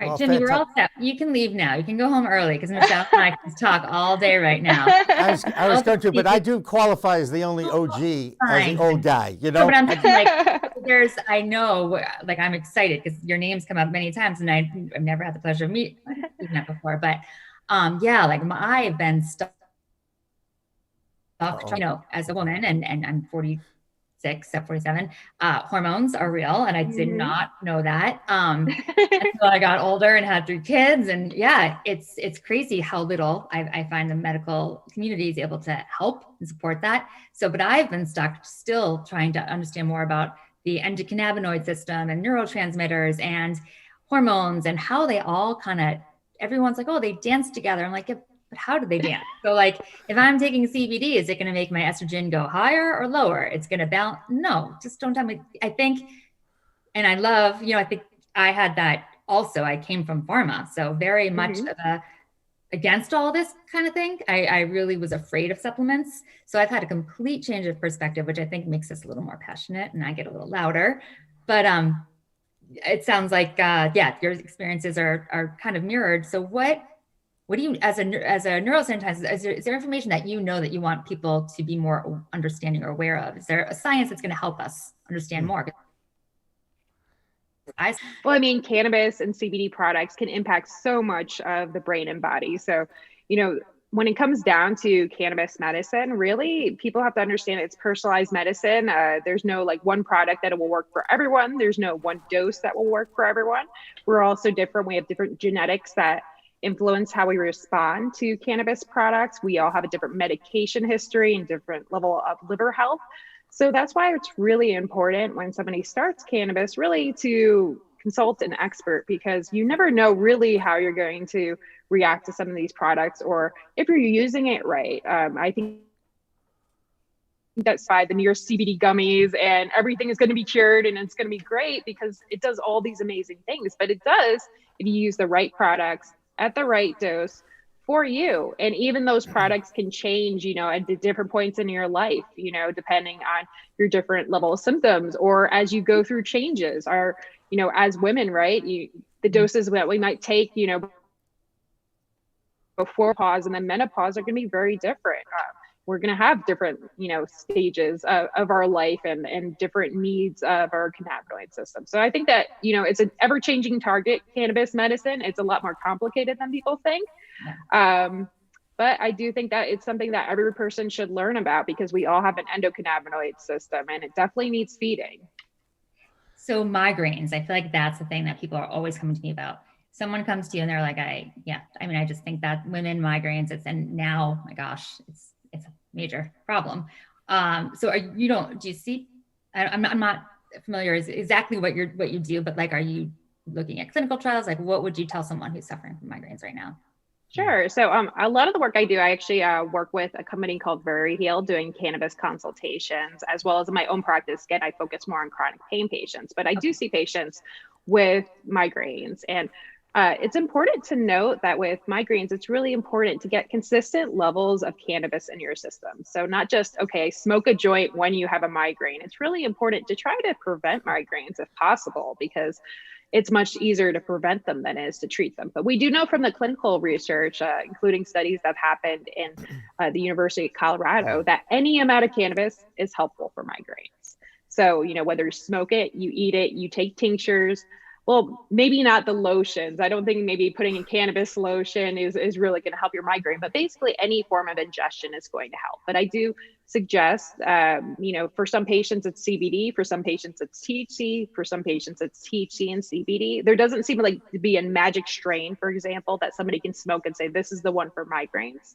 Everyone's a little bit different in how they treat migraine headache. But I do think that some amount of cannabinoids is helpful for almost all patients. Yeah, I've definitely experienced and received feedback, and my only concern is like rebound. I mean, in my opinion, it's rebound that causes like potential addiction, or you know, you have to take more medication to feel better. And I do think that that's, especially with migraines, when those come back, it's like, I think that was the safety in some of these prescription medications, right? Like they're long term. So is that been that's where I'm hesitant. So what, is there anything that you can recommend or suggest to people to avoid that? Sure. Again, you know, migraine headache isn't my area of deep expertise, but I would say taking something like microdosing, a 1-to-1 tincture with THC and CBD in it. That way you cover all your bases. If you take something like that in small amounts every day, 2 to 3 times a day, you're going to have low amounts of cannabinoids in your bloodstream, and you're going to actually restore an endocannabinoid deficiency that might be the basis of migraine headache. We actually do know that there's some disorders where there's different, you know, imbalances, and the endocannabinoid system is an area where you can have imbalance. And so, you know, feeding that endocannabinoid system, restoring that balance is going to prevent the onset of migraines.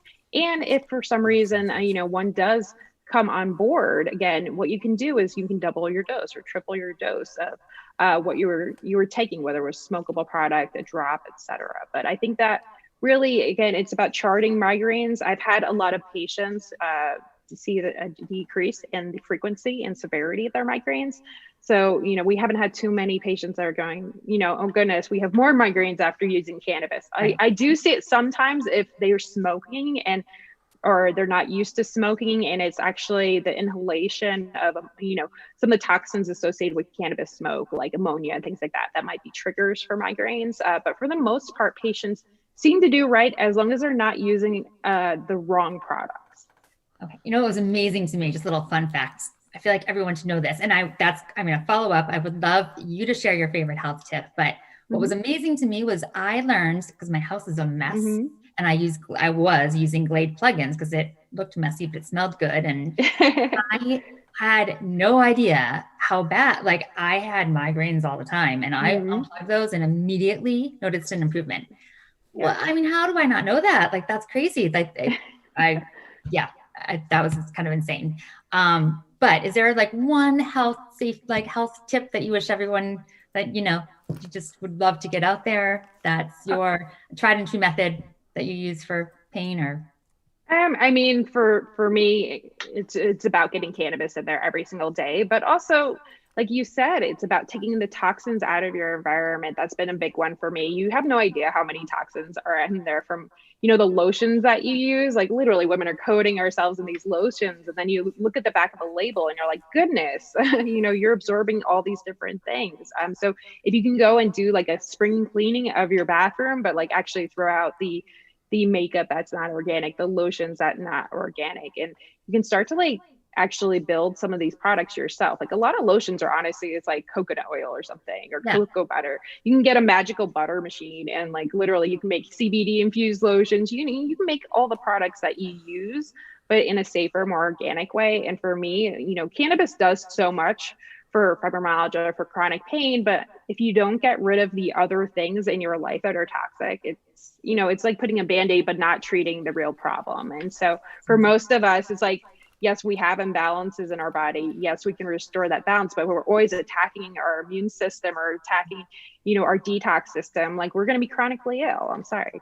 No, that's such good advice.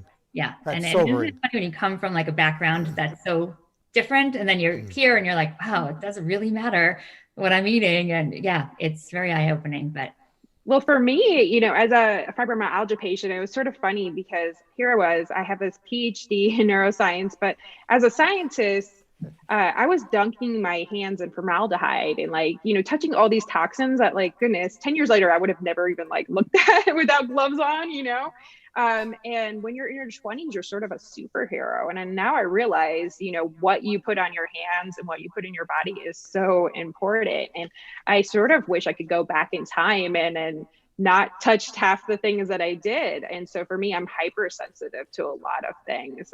So really it is about having that clean environment, clean body, and clean cannabis. That's so important. Like those memories of talcum powder and when my dad was getting ready in the morning, I'm like, oh my God, that was really bad for us, Yeah. Sorry. I go to cornstarch. I'm going to raise my hand, Alissa. Okay. you may speak. Yes. No, I just want to ask her.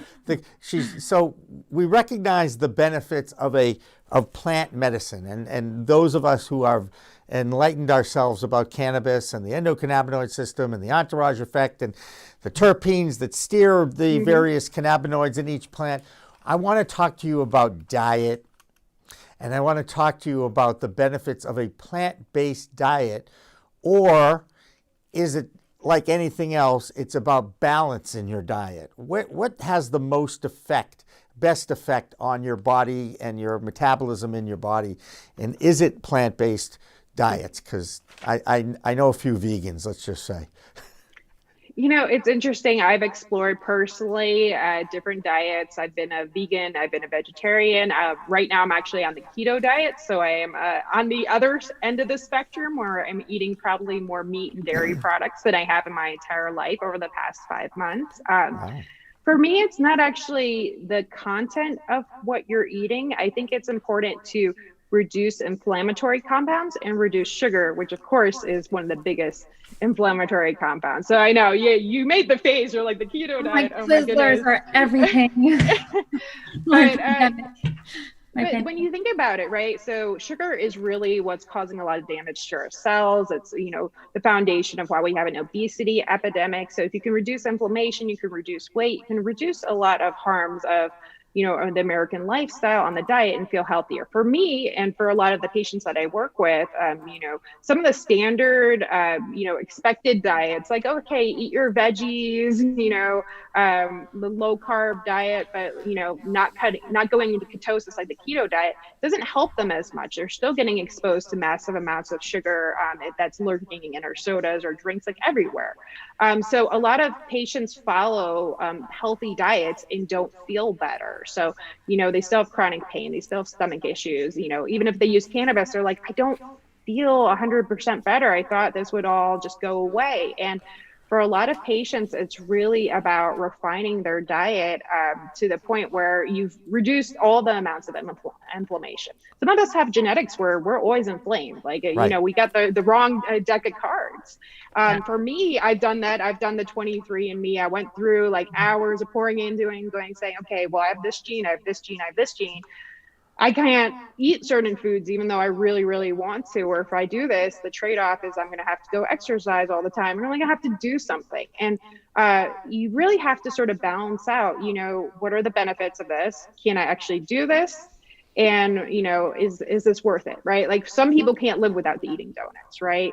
When you're on the ketogenic diet, you actually have suppressed appetite, and you sort of lose a lot of the cravings, which is really interesting. You have a very clear focus and clear head, which is what some people say you see with a plant-based diet. Like, oh goodness, I got out all the toxins. Now I feel like much better and like motivated. But some people don't do good on a plant-based diet. Some people need more vitamins, or, they need the protein.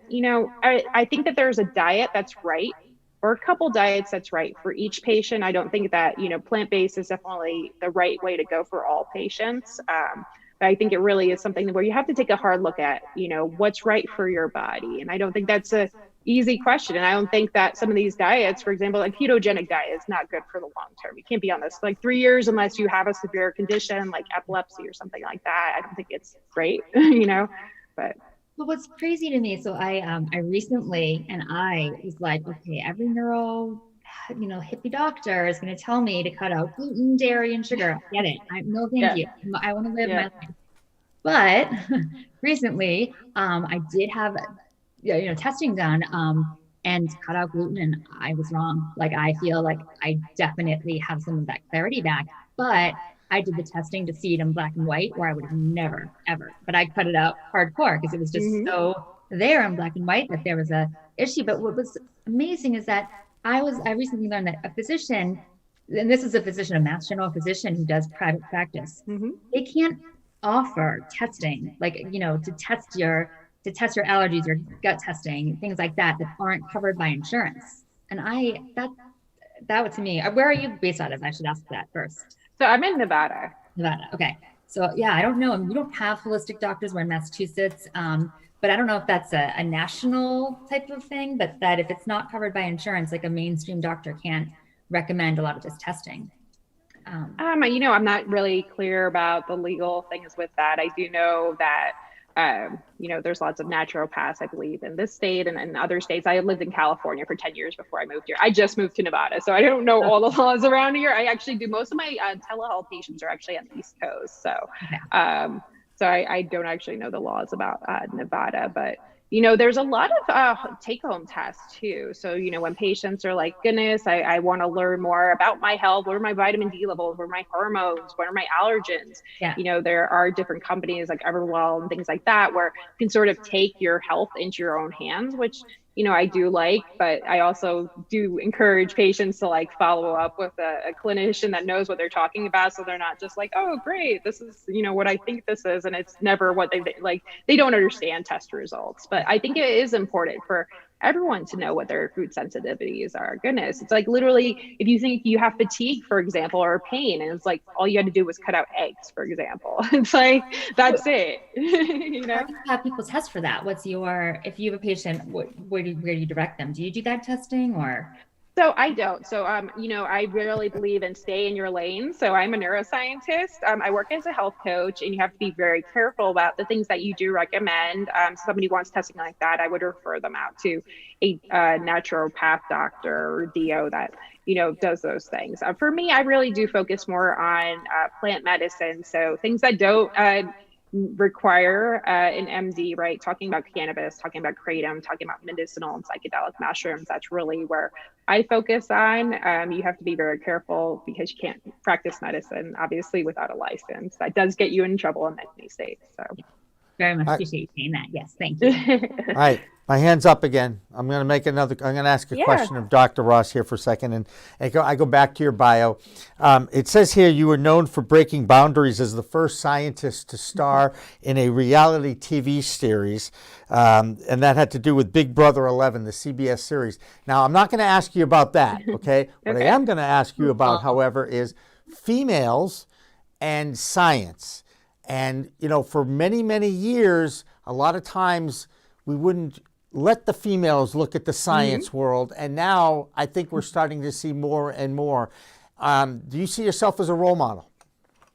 You know, I would hope so. When I was on the TV show, I was really trying to, you know, have some integrity. I know that there's many different ways to play reality TV games. Some people are lying, cheating, stealing. I really was on there being very honest.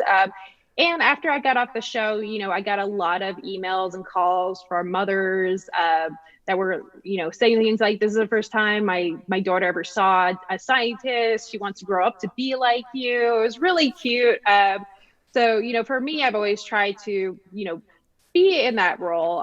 For myself, I never actually met another female scientist until I was, 21 years old. I was working an internship at UMass Worcester, actually, and I finally met a female scientist. There was none in my college, which was really weird.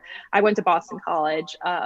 And I think it's really important. If you don't see that, you know, somebody who looks like you, who is doing the job that you want, it doesn't even come into your head that you could be that, right? I didn't even know scientist was a job until I had seen somebody do that. I really thought only medical doctors was a thing. And that's actually what I went to college for, to be an MD. And then I realized I could be a scientist. This is a thing. People study the brain. This is really cool. So, you know, being able to inspire, you know, some women out there, hopefully some young girls out there to actually be a scientist was a cool thing. There you go. I like that because I know that Alyssa's the mother of 3 girls. So I'm always thinking about that. I love what you're doing. And thank you. Just wonderful things. So. Well, how can people, so you are the CEO of Infuse Partners. How would people get in touch with you in case you would like them to come on to, you know, a webinar or interviews or stuff like that? Sure. Well, you can find me on Instagram or Twitter at Dr. Michele Ross. So that's DrMicheleRoss, or at drmichelleross.com. There you go. Boy, I like that when it's so simple. You know, I like it when it's so simple, when it's your name or whatever. But again, I really appreciate you taking the time out this Monday and talking with Alissa and myself about this. And obviously, you've done quite well. Now, I'm going to give you a little hint. You say you just moved to a new state, right? Say that state again. Yes. Nevada. I know it's probably not even how you say it. So I'm from New Jersey. I say everything wrong. So. Well, okay. So I was born in New Jersey, so I can relate. Okay. But it's Nevada. And I got reprimanded when I was flown out to run a workshop there. And I'm calling it Nevada because to me it sounds much cooler to be Nevada. But it's Nevada. And they made They made it very clear to me. And I thought I'd give you that hill. And I say that in a friendly way, if that's okay. Yeah, no, and I normally just say Las Vegas. So there we go. I have to go to like little training, you know, I have to reprogram my brain to say it the correct way. So no, that's quite all right. I just thought it would be fun to end it that way. But Dr. Michele Ross, thank you so much for coming on today on our Cannabis Chat Medicinal Monday show. Thank you. Pleasure meeting you. Thank you. There you go. So, Alissa, what did you learn today in class?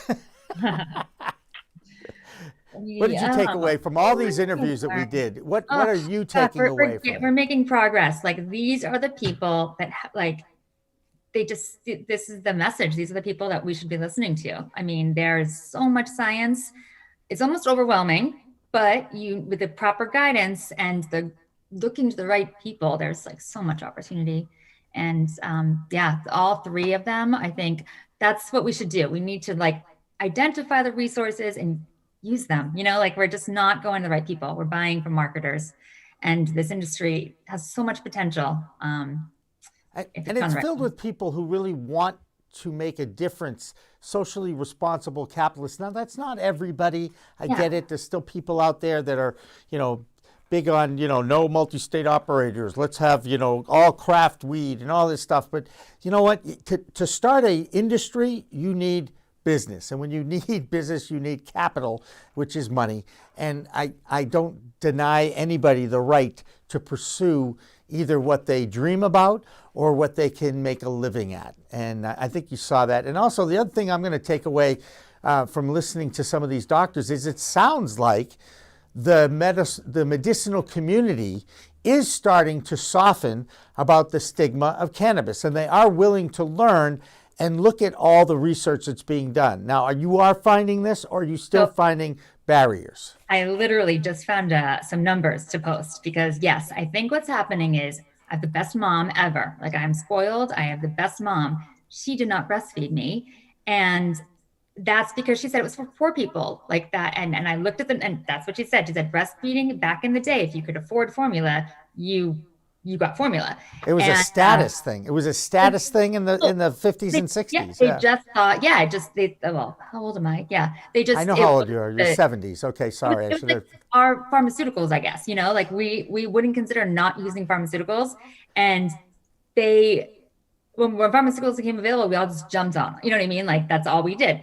But I do think if you look at the trends of how much, now it's like breastfeeding, the numbers are just staggering. So we didn't know that, we didn't know what we don't know, and we're learning more. And I think that hopefully better products keep continuing to get to the market, and it'll continue to grow. But I'm optimistic.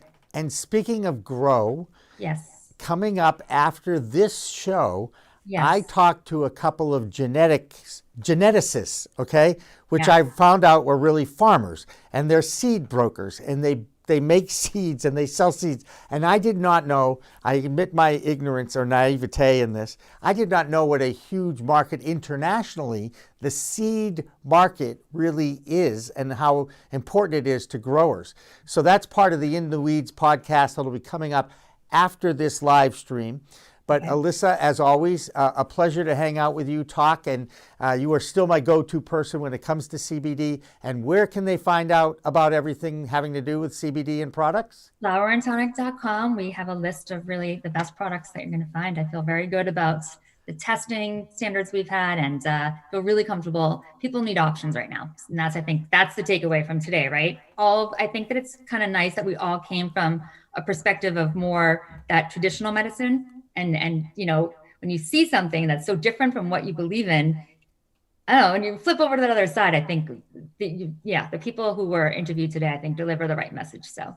Absolutely. And again, Pro Cannabis Media, we want to be the voice of the industry. We want to tell the stories through the words and the mouths of those in the industry. That's what this is all about, and that's what this show is all about. On Wednesday, we're going to be talking about education. We call it Professor Weed Wednesdays. And then on Fridays is the Green Rush, the business of cannabis with David Rabinovich. That's what we do from 4 p.m. to 6 p.m. Eastern Time on our twitch.tv/Pro Cannabis Media channel. So for Alissa Merrill and the staff here at PCM, I'm Jimmy Young. Thanks for watching. Thanks for listening. And stay tuned for World Trade Genetics on In the Weeds.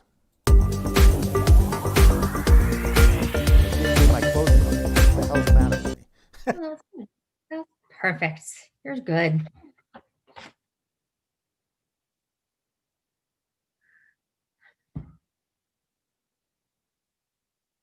Still chatting?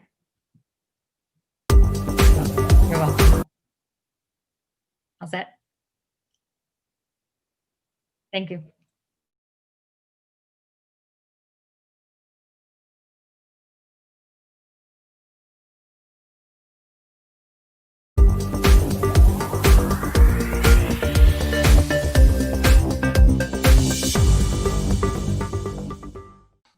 Hi, everyone. Welcome to a very special edition of In the Weeds with Jimmy Young. And this week, I am going to get educated. I am going to get educated by two guys from New York and New Jersey who are all about seeds. Now, I had no idea what a market was and available for seeds.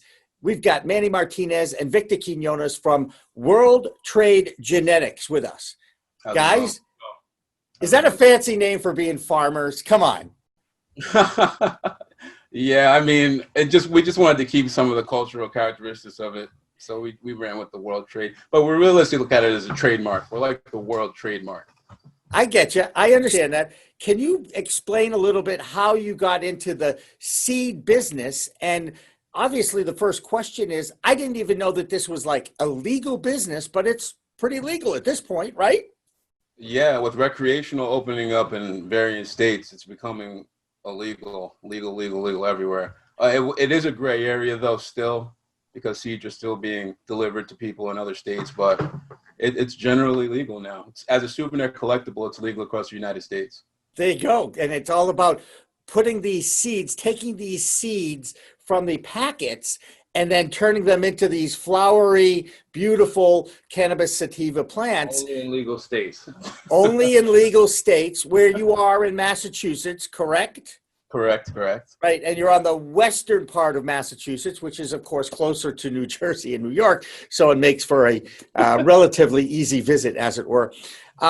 In Massachusetts, the laws state that adults in a dwelling that has two adults, you can actually grow 12 plants. And, of course, the question always is, okay, where do you get those seeds? And the answer is you guys, pretty much, right?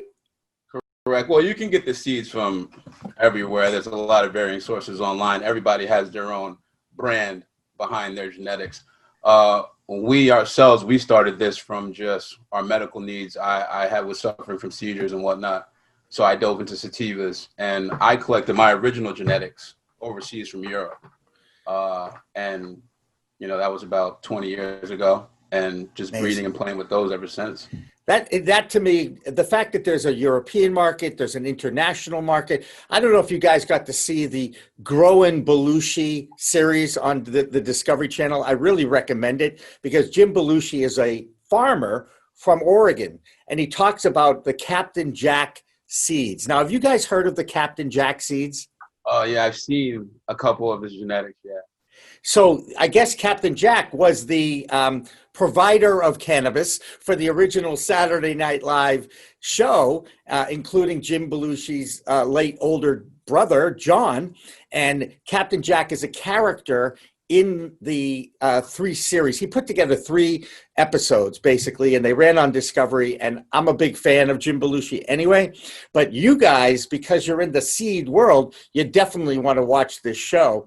I know you'll enjoy it. I know you'll get a laugh, because if you guys think I'm funny and I make you laugh, Jim Belushi is at a whole other level. You can understand that, right? No, yeah, definitely. That Captain Jack stuff from New York, that, and from what I know, because history and everybody's different, but I believe that was a Hawaiian skunk. Those were the genetics that were around at that time. Could be wrong about that, but from everything that I've heard, that's what primarily they had. Hawaiian skunk. Well, whatever works. It was a very exclusive thing, and it's a really funny. The first episode is all about the Captain Jack and what Jim Belushi did to it. Let's just say by leaving the lights on one night. Oops. Anyway, I do want to go back. What are some of the more popular strains that you guys have? And again, take me through the sativas and the indicas, because everybody has an idea that the sativa is the focus and the uplifting one, and the indica is the light, relaxing, kind of couch-like existence. Is that accurate? To some extent, yeah. Like I deal primarily with R&D for sativas for World Trade Genetics. So, most of the things I'm dealing with are very euphoric, very mind-blowing. Vic takes care of the indicas. To me, personally, there's a cultural attachment to sativas. I'm born and raised in New York, and city that never sleeps. There's a lot of energy out there. So, it kind of, to me, when I play with these genetics, it kind of just brings me back to when I first got into cannabis, and it's more of a cultural thing for me with the sativas. Vic deals with all the indicas. He can tell you about all the indicas. A lot of indicas, more body sedative, attributes, body relaxing, but we deal with a lot of hybrids. I'll take my best, indica. They happen to have more terpenes usually than a sativa variety. and we'll just collab like that. I'll shoot them over to him.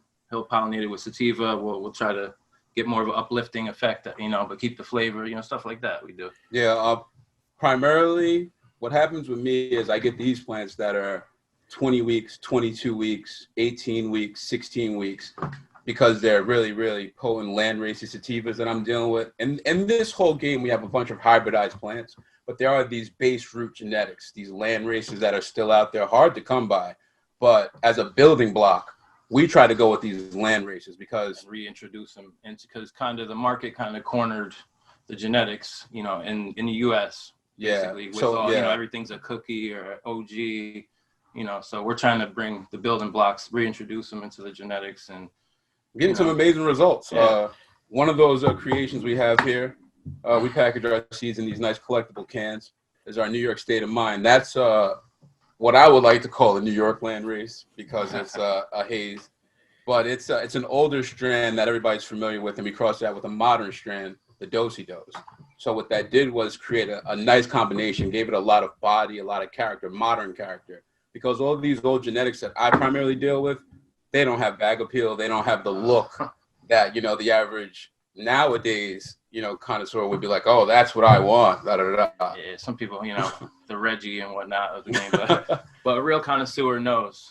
They know. I start from the bottom and try to build back up, pretty much.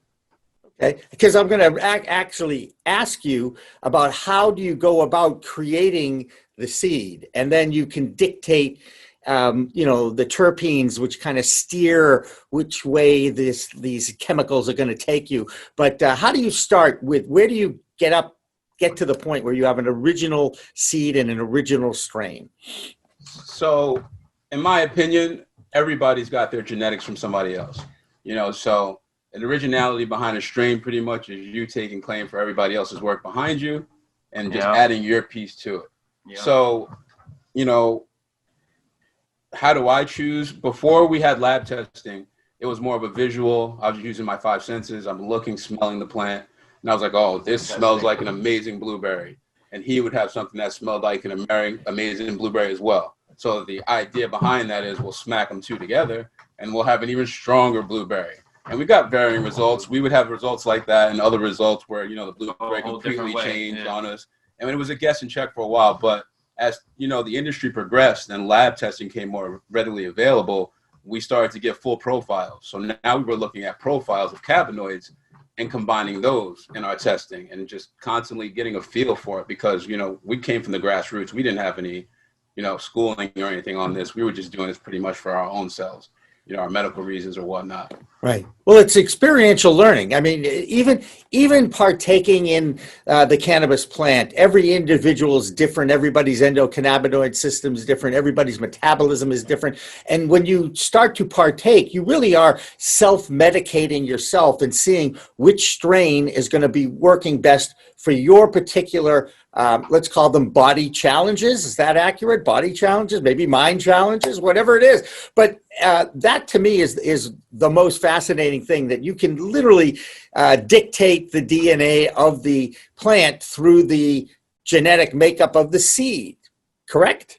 Correct. Yeah. But are you guys in a lab? Or are you in the garden? Where do you get? Where's your office? We're in the garden. We're getting our results back from the lab, and we compare it like that. But we're in a garden. Yeah, we're in the garden. I mean, you have to imagine that pollination of plants has been happening since a plant was conceived by this planet. Yeah. So there are super advanced labs where pollen is being chucked, but what I mean. If you look at all of these, historical legendary strands, it's just some guy in a garden, man. Wait, is that Chance the Gardener? I don't know if you guys ever saw that movie. Every day we're getting more advanced every day, though. But all right. The game is actually moving to a way more advanced state right now. We're getting into, actual sequencing of genomes and DNA, actually finding out what every, genetic compound of that plant is and looking at it on a data sheet and being able to actually pick which pieces we want and then replace them into a genome and insert that into a seed. So that's how advanced the industry actually is. But, at a level where we are, we're just breeders. We've been doing it for a long time. You know? Well, and again, this is one of those things that the OG in this conversation, not the original gangster, the old guy, okay? You have to enlighten me a little bit about the fact that I couldn't tell a male plant from a female plant, although now I'm getting a little bit more knowledgeable, and I understand it's the female plant is the flowering plant. Correct. Yes, right? Correct. And you only want to deal with females, right? Although you need the male to help out here. What's the role of the male in this is really what I want to know. For me, I get excited for a really, really strong male more than I would than some flower, because I know the capabilities of that male. I know the lineage behind it. I know what it's going to carry over into my next work. Absolutely. So some of these males, you get to see the thing about males, right? What I've noticed is that you'll have a male pouring terps out of it. And you're like, my God, this is going to be the best flower ever. And then it starts shooting all these male pollen sacs everywhere. And you're like, oh, it's a male.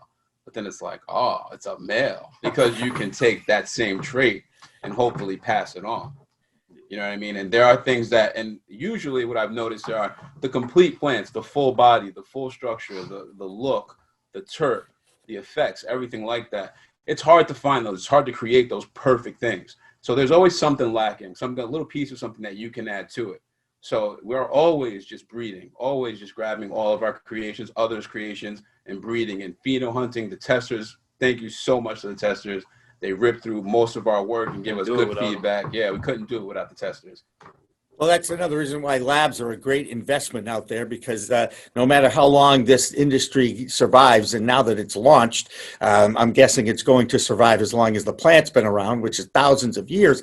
That's a good place to take a look for your investment. And I know all the labs are overwhelmed, not just with the dispensary work, but also a lot of the home grows, a lot of micro grows, like micro brews. They have these micro strands, right, guys? I mean, I'm starting to hear more and more about that. How do you guys come up with the names? Oh my God. So we usually sit back with tester plants after they're done, and we indulge in them. And I get it. You get about 4 or 5 guys just yelling out a bunch of crazy stuff, and whatever one pretty much laughs the most, or I don't know, has the most effect, we run with. But it's pretty much to the strain. You know, if we're indulging something and it's got a butter taste to it, then it's going to have some type of butter themed name, just so that the customers can know what they're dealing with. There you go.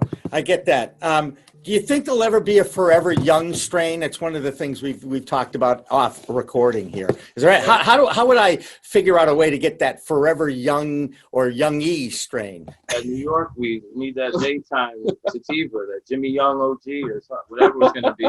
We didn't make it yet. We got to talk about it. There's quite a few famous Jimmy Youngs, I might add, and I'm not one of them. We got to figure that out.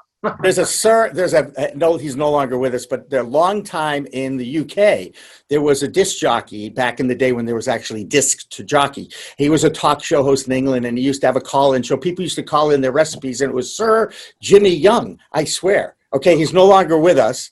And of course, there was a boxer who fought one of my heroes, Muhammad Ali, in 1978, I think the fight was. And can you imagine, I was having really mental challenges there. Do I root for my namesake against my idol, or do I root for my idol to kick my namesake's butt? You know what I'm saying. But anyway, they'll know. Jimmy Young, Emmy Award winning Jimmy Young, they'll know. Yeah. They'll know. No, they won't. But we can keep that between us. Hey, how do you set the market? How do you know that the seeds that you're creating are going to make you, I'm guessing your margins, biggest margins you can? How do you earn a reputation, I guess, for your seeds? Is that how you do it? From what we've noticed so far, we've been trying to figure that out ourselves for a while. Like, how do you dictate the price of the seed? How do you get the seed into the hands of the public? How do you, get that following that every brand or company wants? So, primarily our goal was to get the seeds out to everyone. We were tired of getting bad genetics ourselves. We would, pay for packs or come across seeds. Horrible. It's an investment. You got to understand, when you get that seed and you put it in dirt, that's a 3-month investment. You know what I mean? So you're investing 3 months of your time. You want something that is quality. So our ultimate goal is to get quality genetics out to everybody at an affordable price.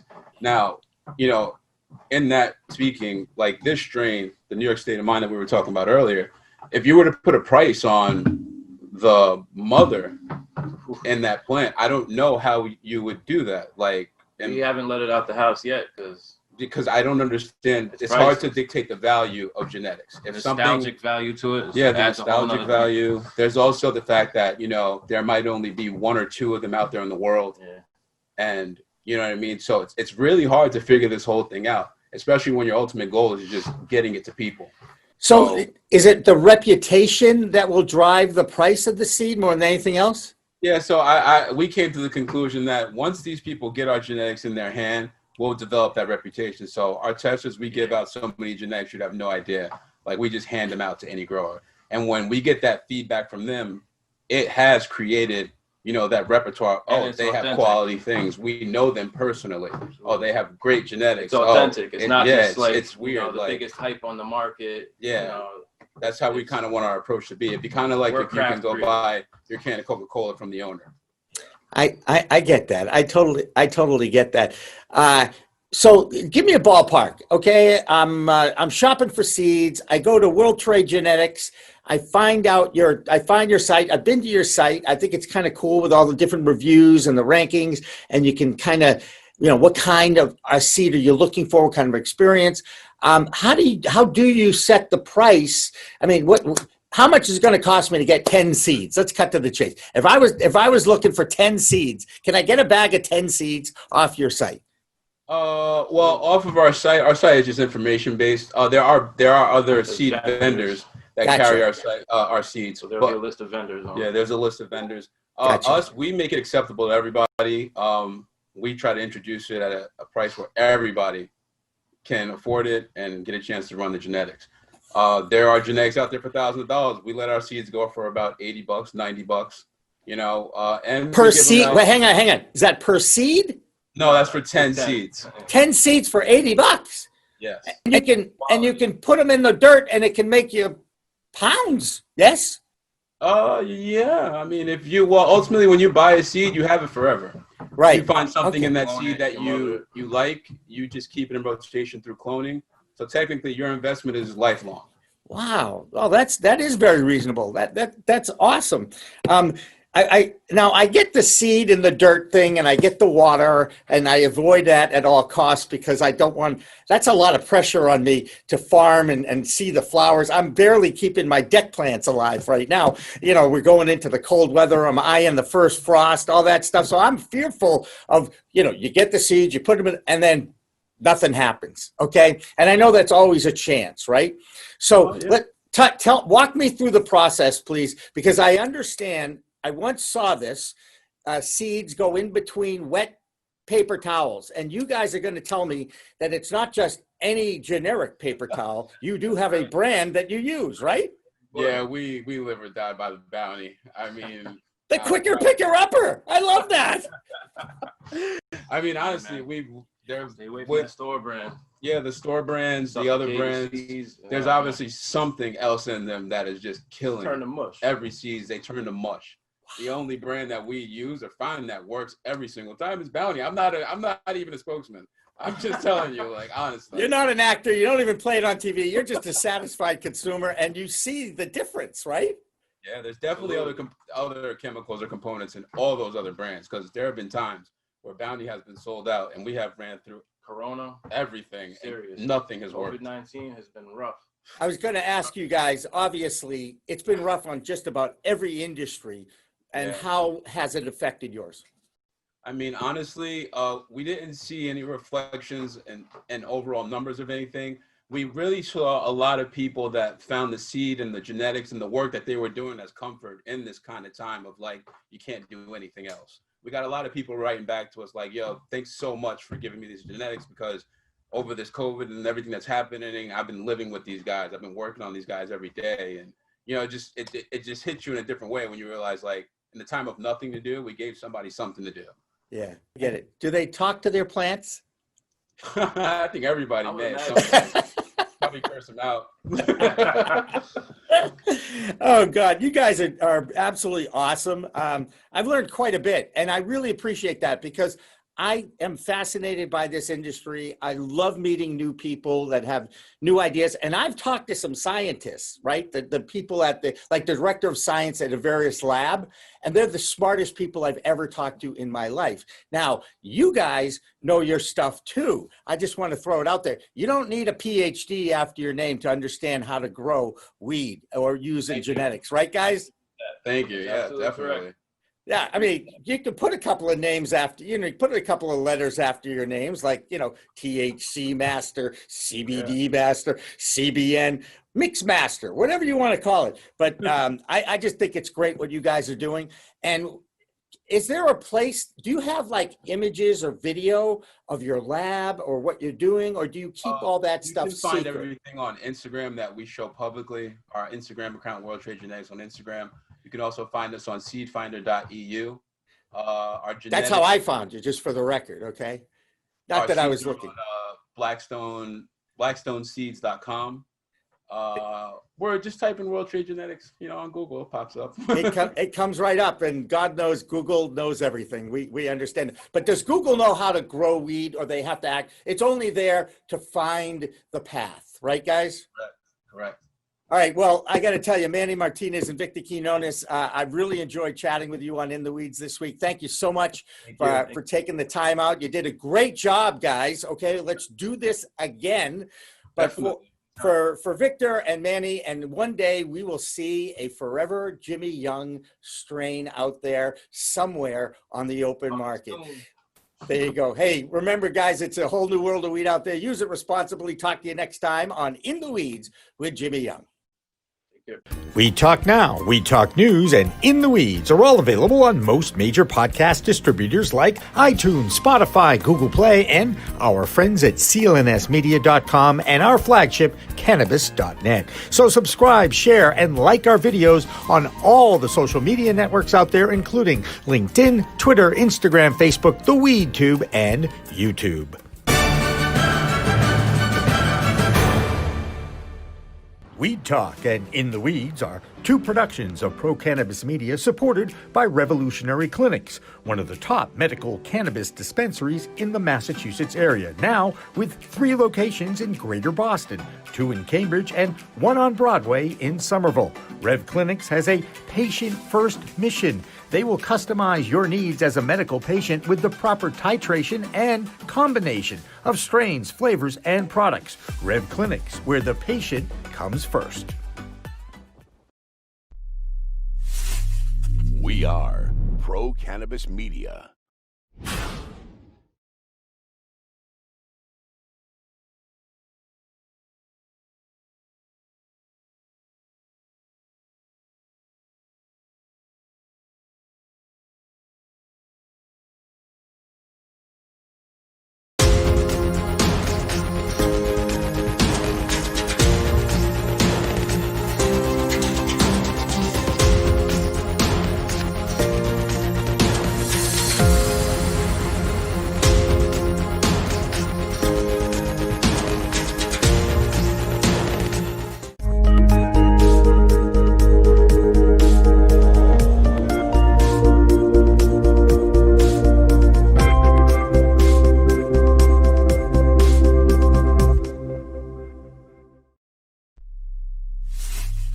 We are Pro Cannabis Media.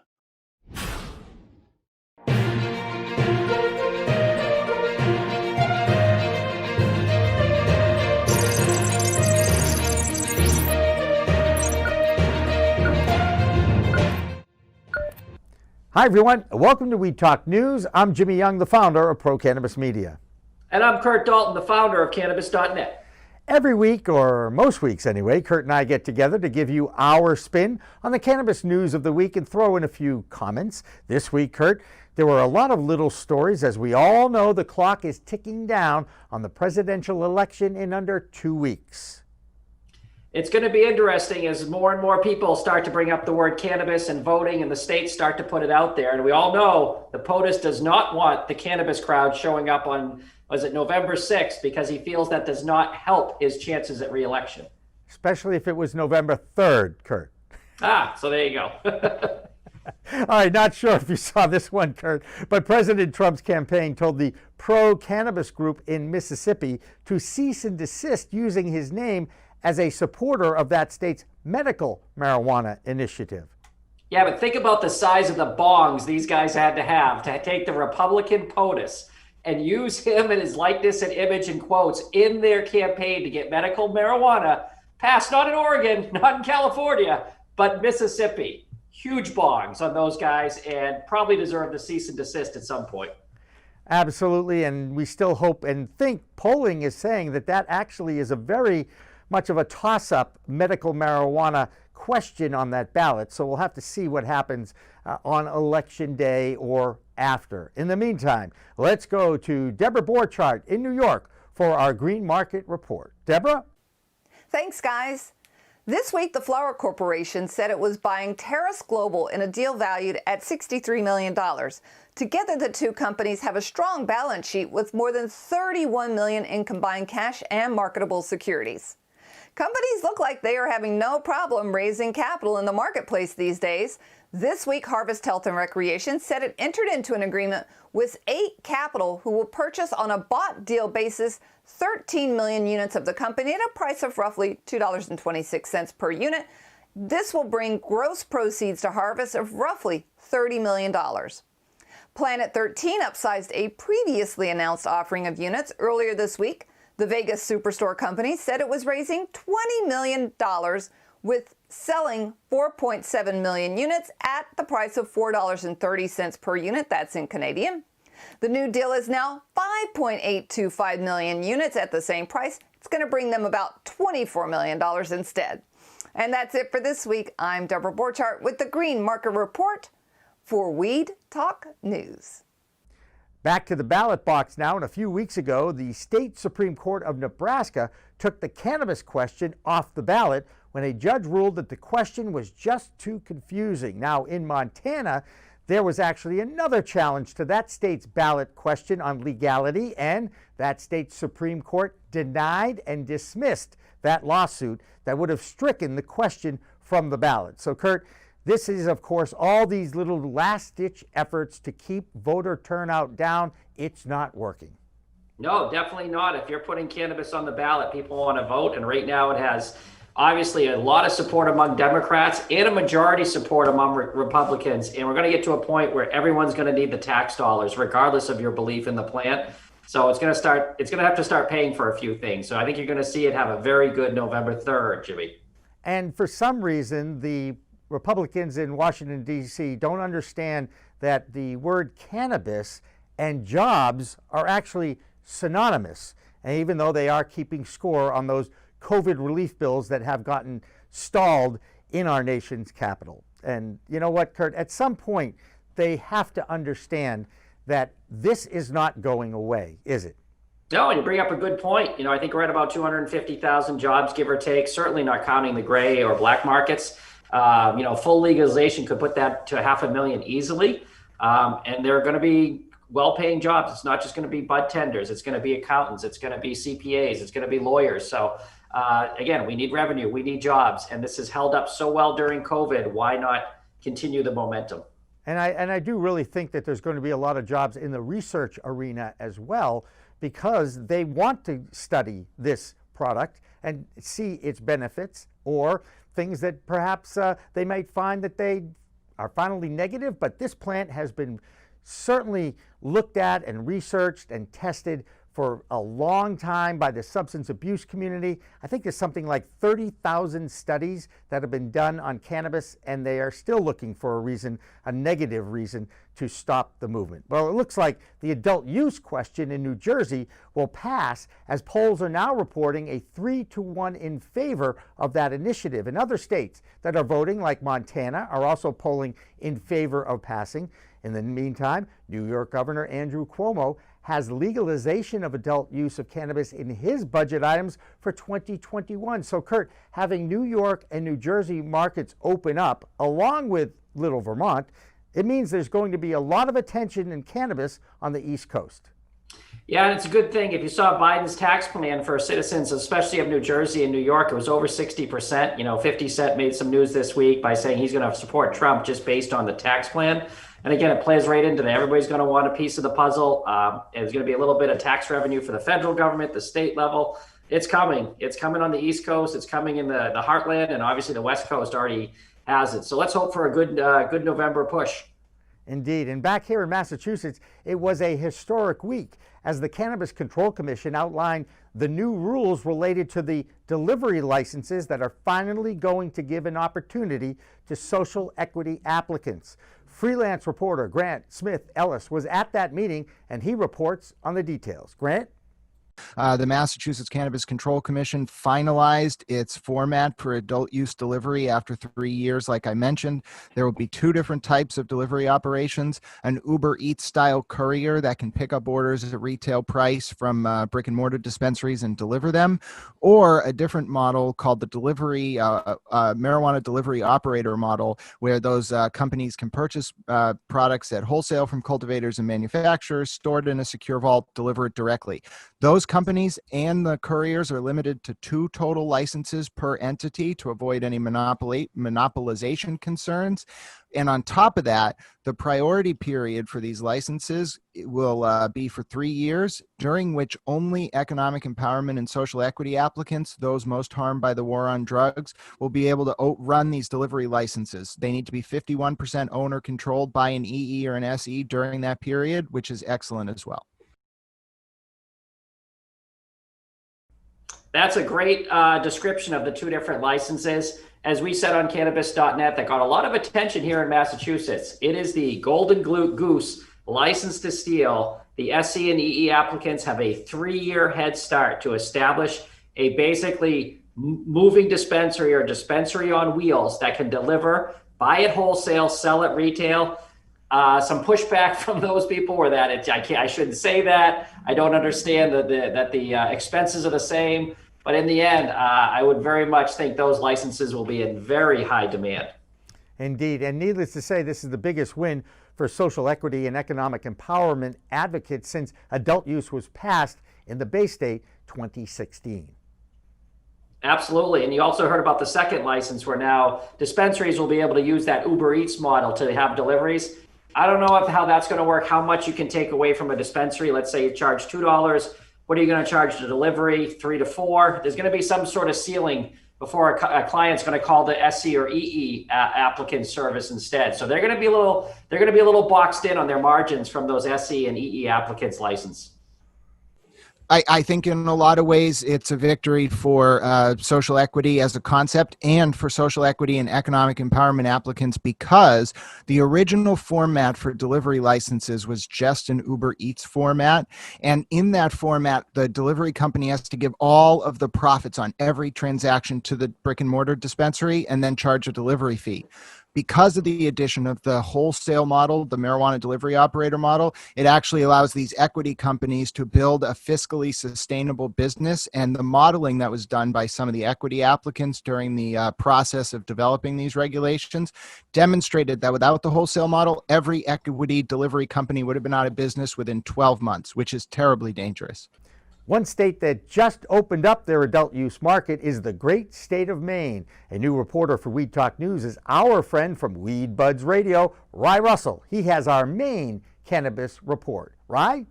Your Maine man here, Rye Russell from Weed Buds Radio, with your Maine cannabis report for Weed Talk News. This week, let's start with the numbers. After 4 long years of waiting, Maine finally opened its doors on October 9th to the adult use market.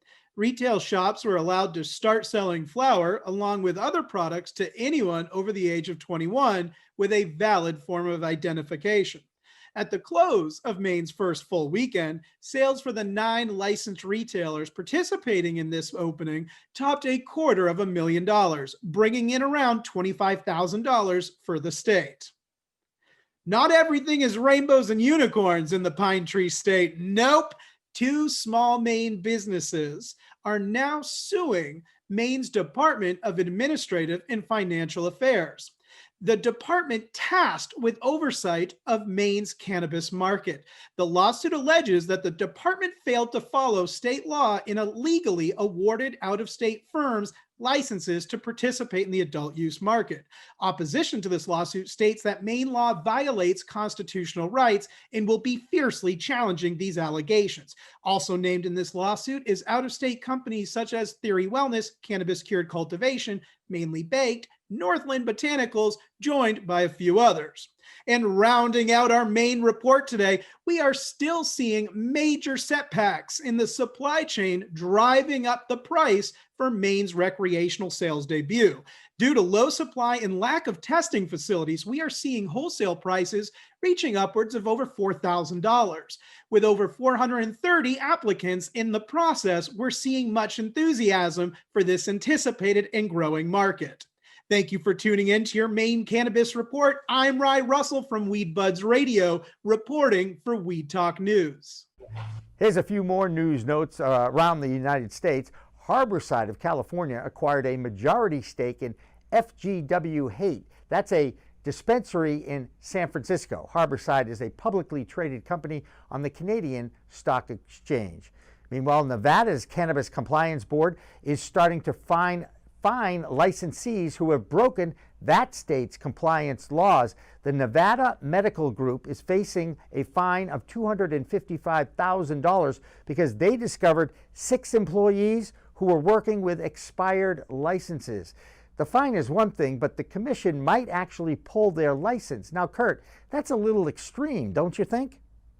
Yeah, I think it's an overreaction to the public wanting to have strict regulations, especially with cannabis on the road and going to appointments and being delivered.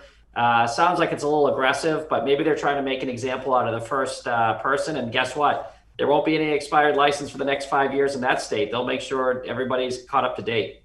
Absolutely, and check those licenses and those expiration dates twice.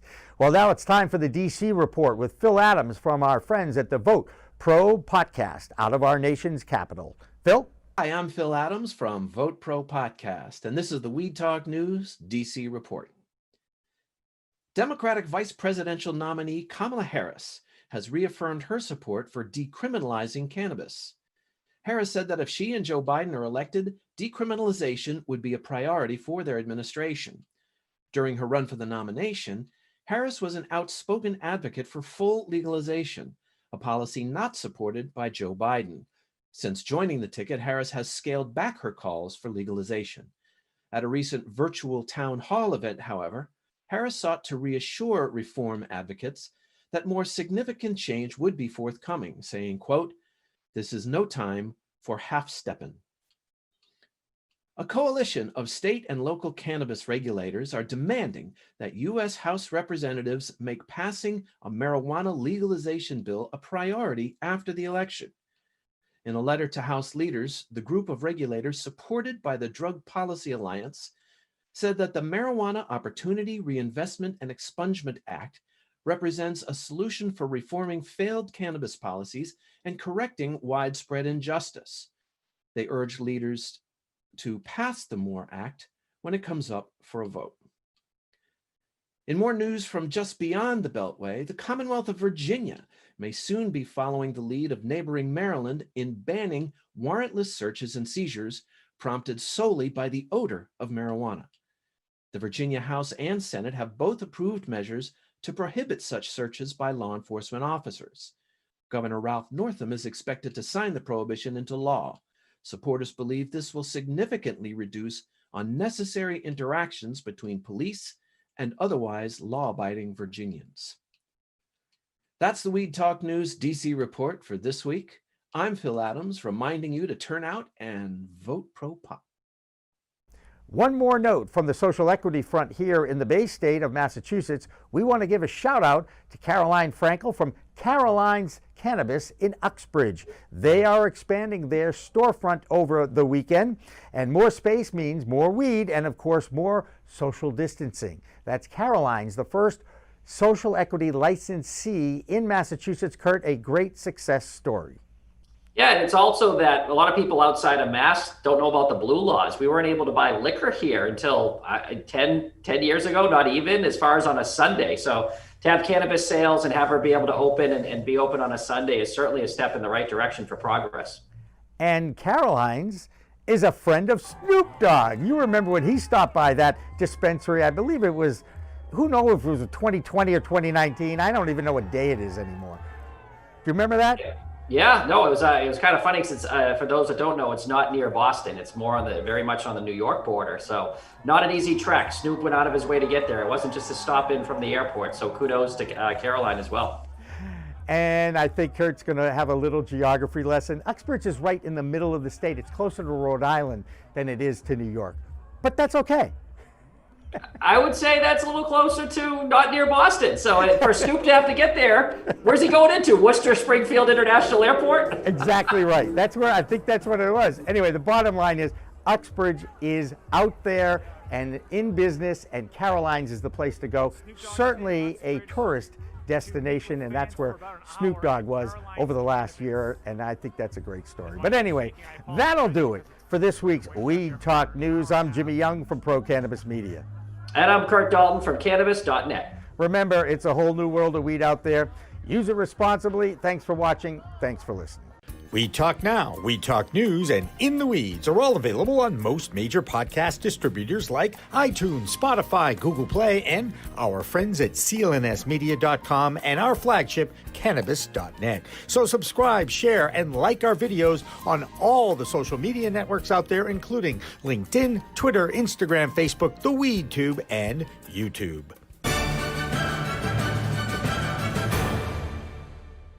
Weed Talk and In the Weeds are two productions of Pro Cannabis Media supported by Revolutionary Clinics, one of the top medical cannabis dispensaries in the Massachusetts area, now with 3 locations in Greater Boston, 2 in Cambridge and 1 on Broadway in Somerville. Rev Clinics has a patient-first mission. They will customize your needs as a medical patient with the proper titration and combination of strains, flavors, and products. Rev Clinics, where the patient comes first.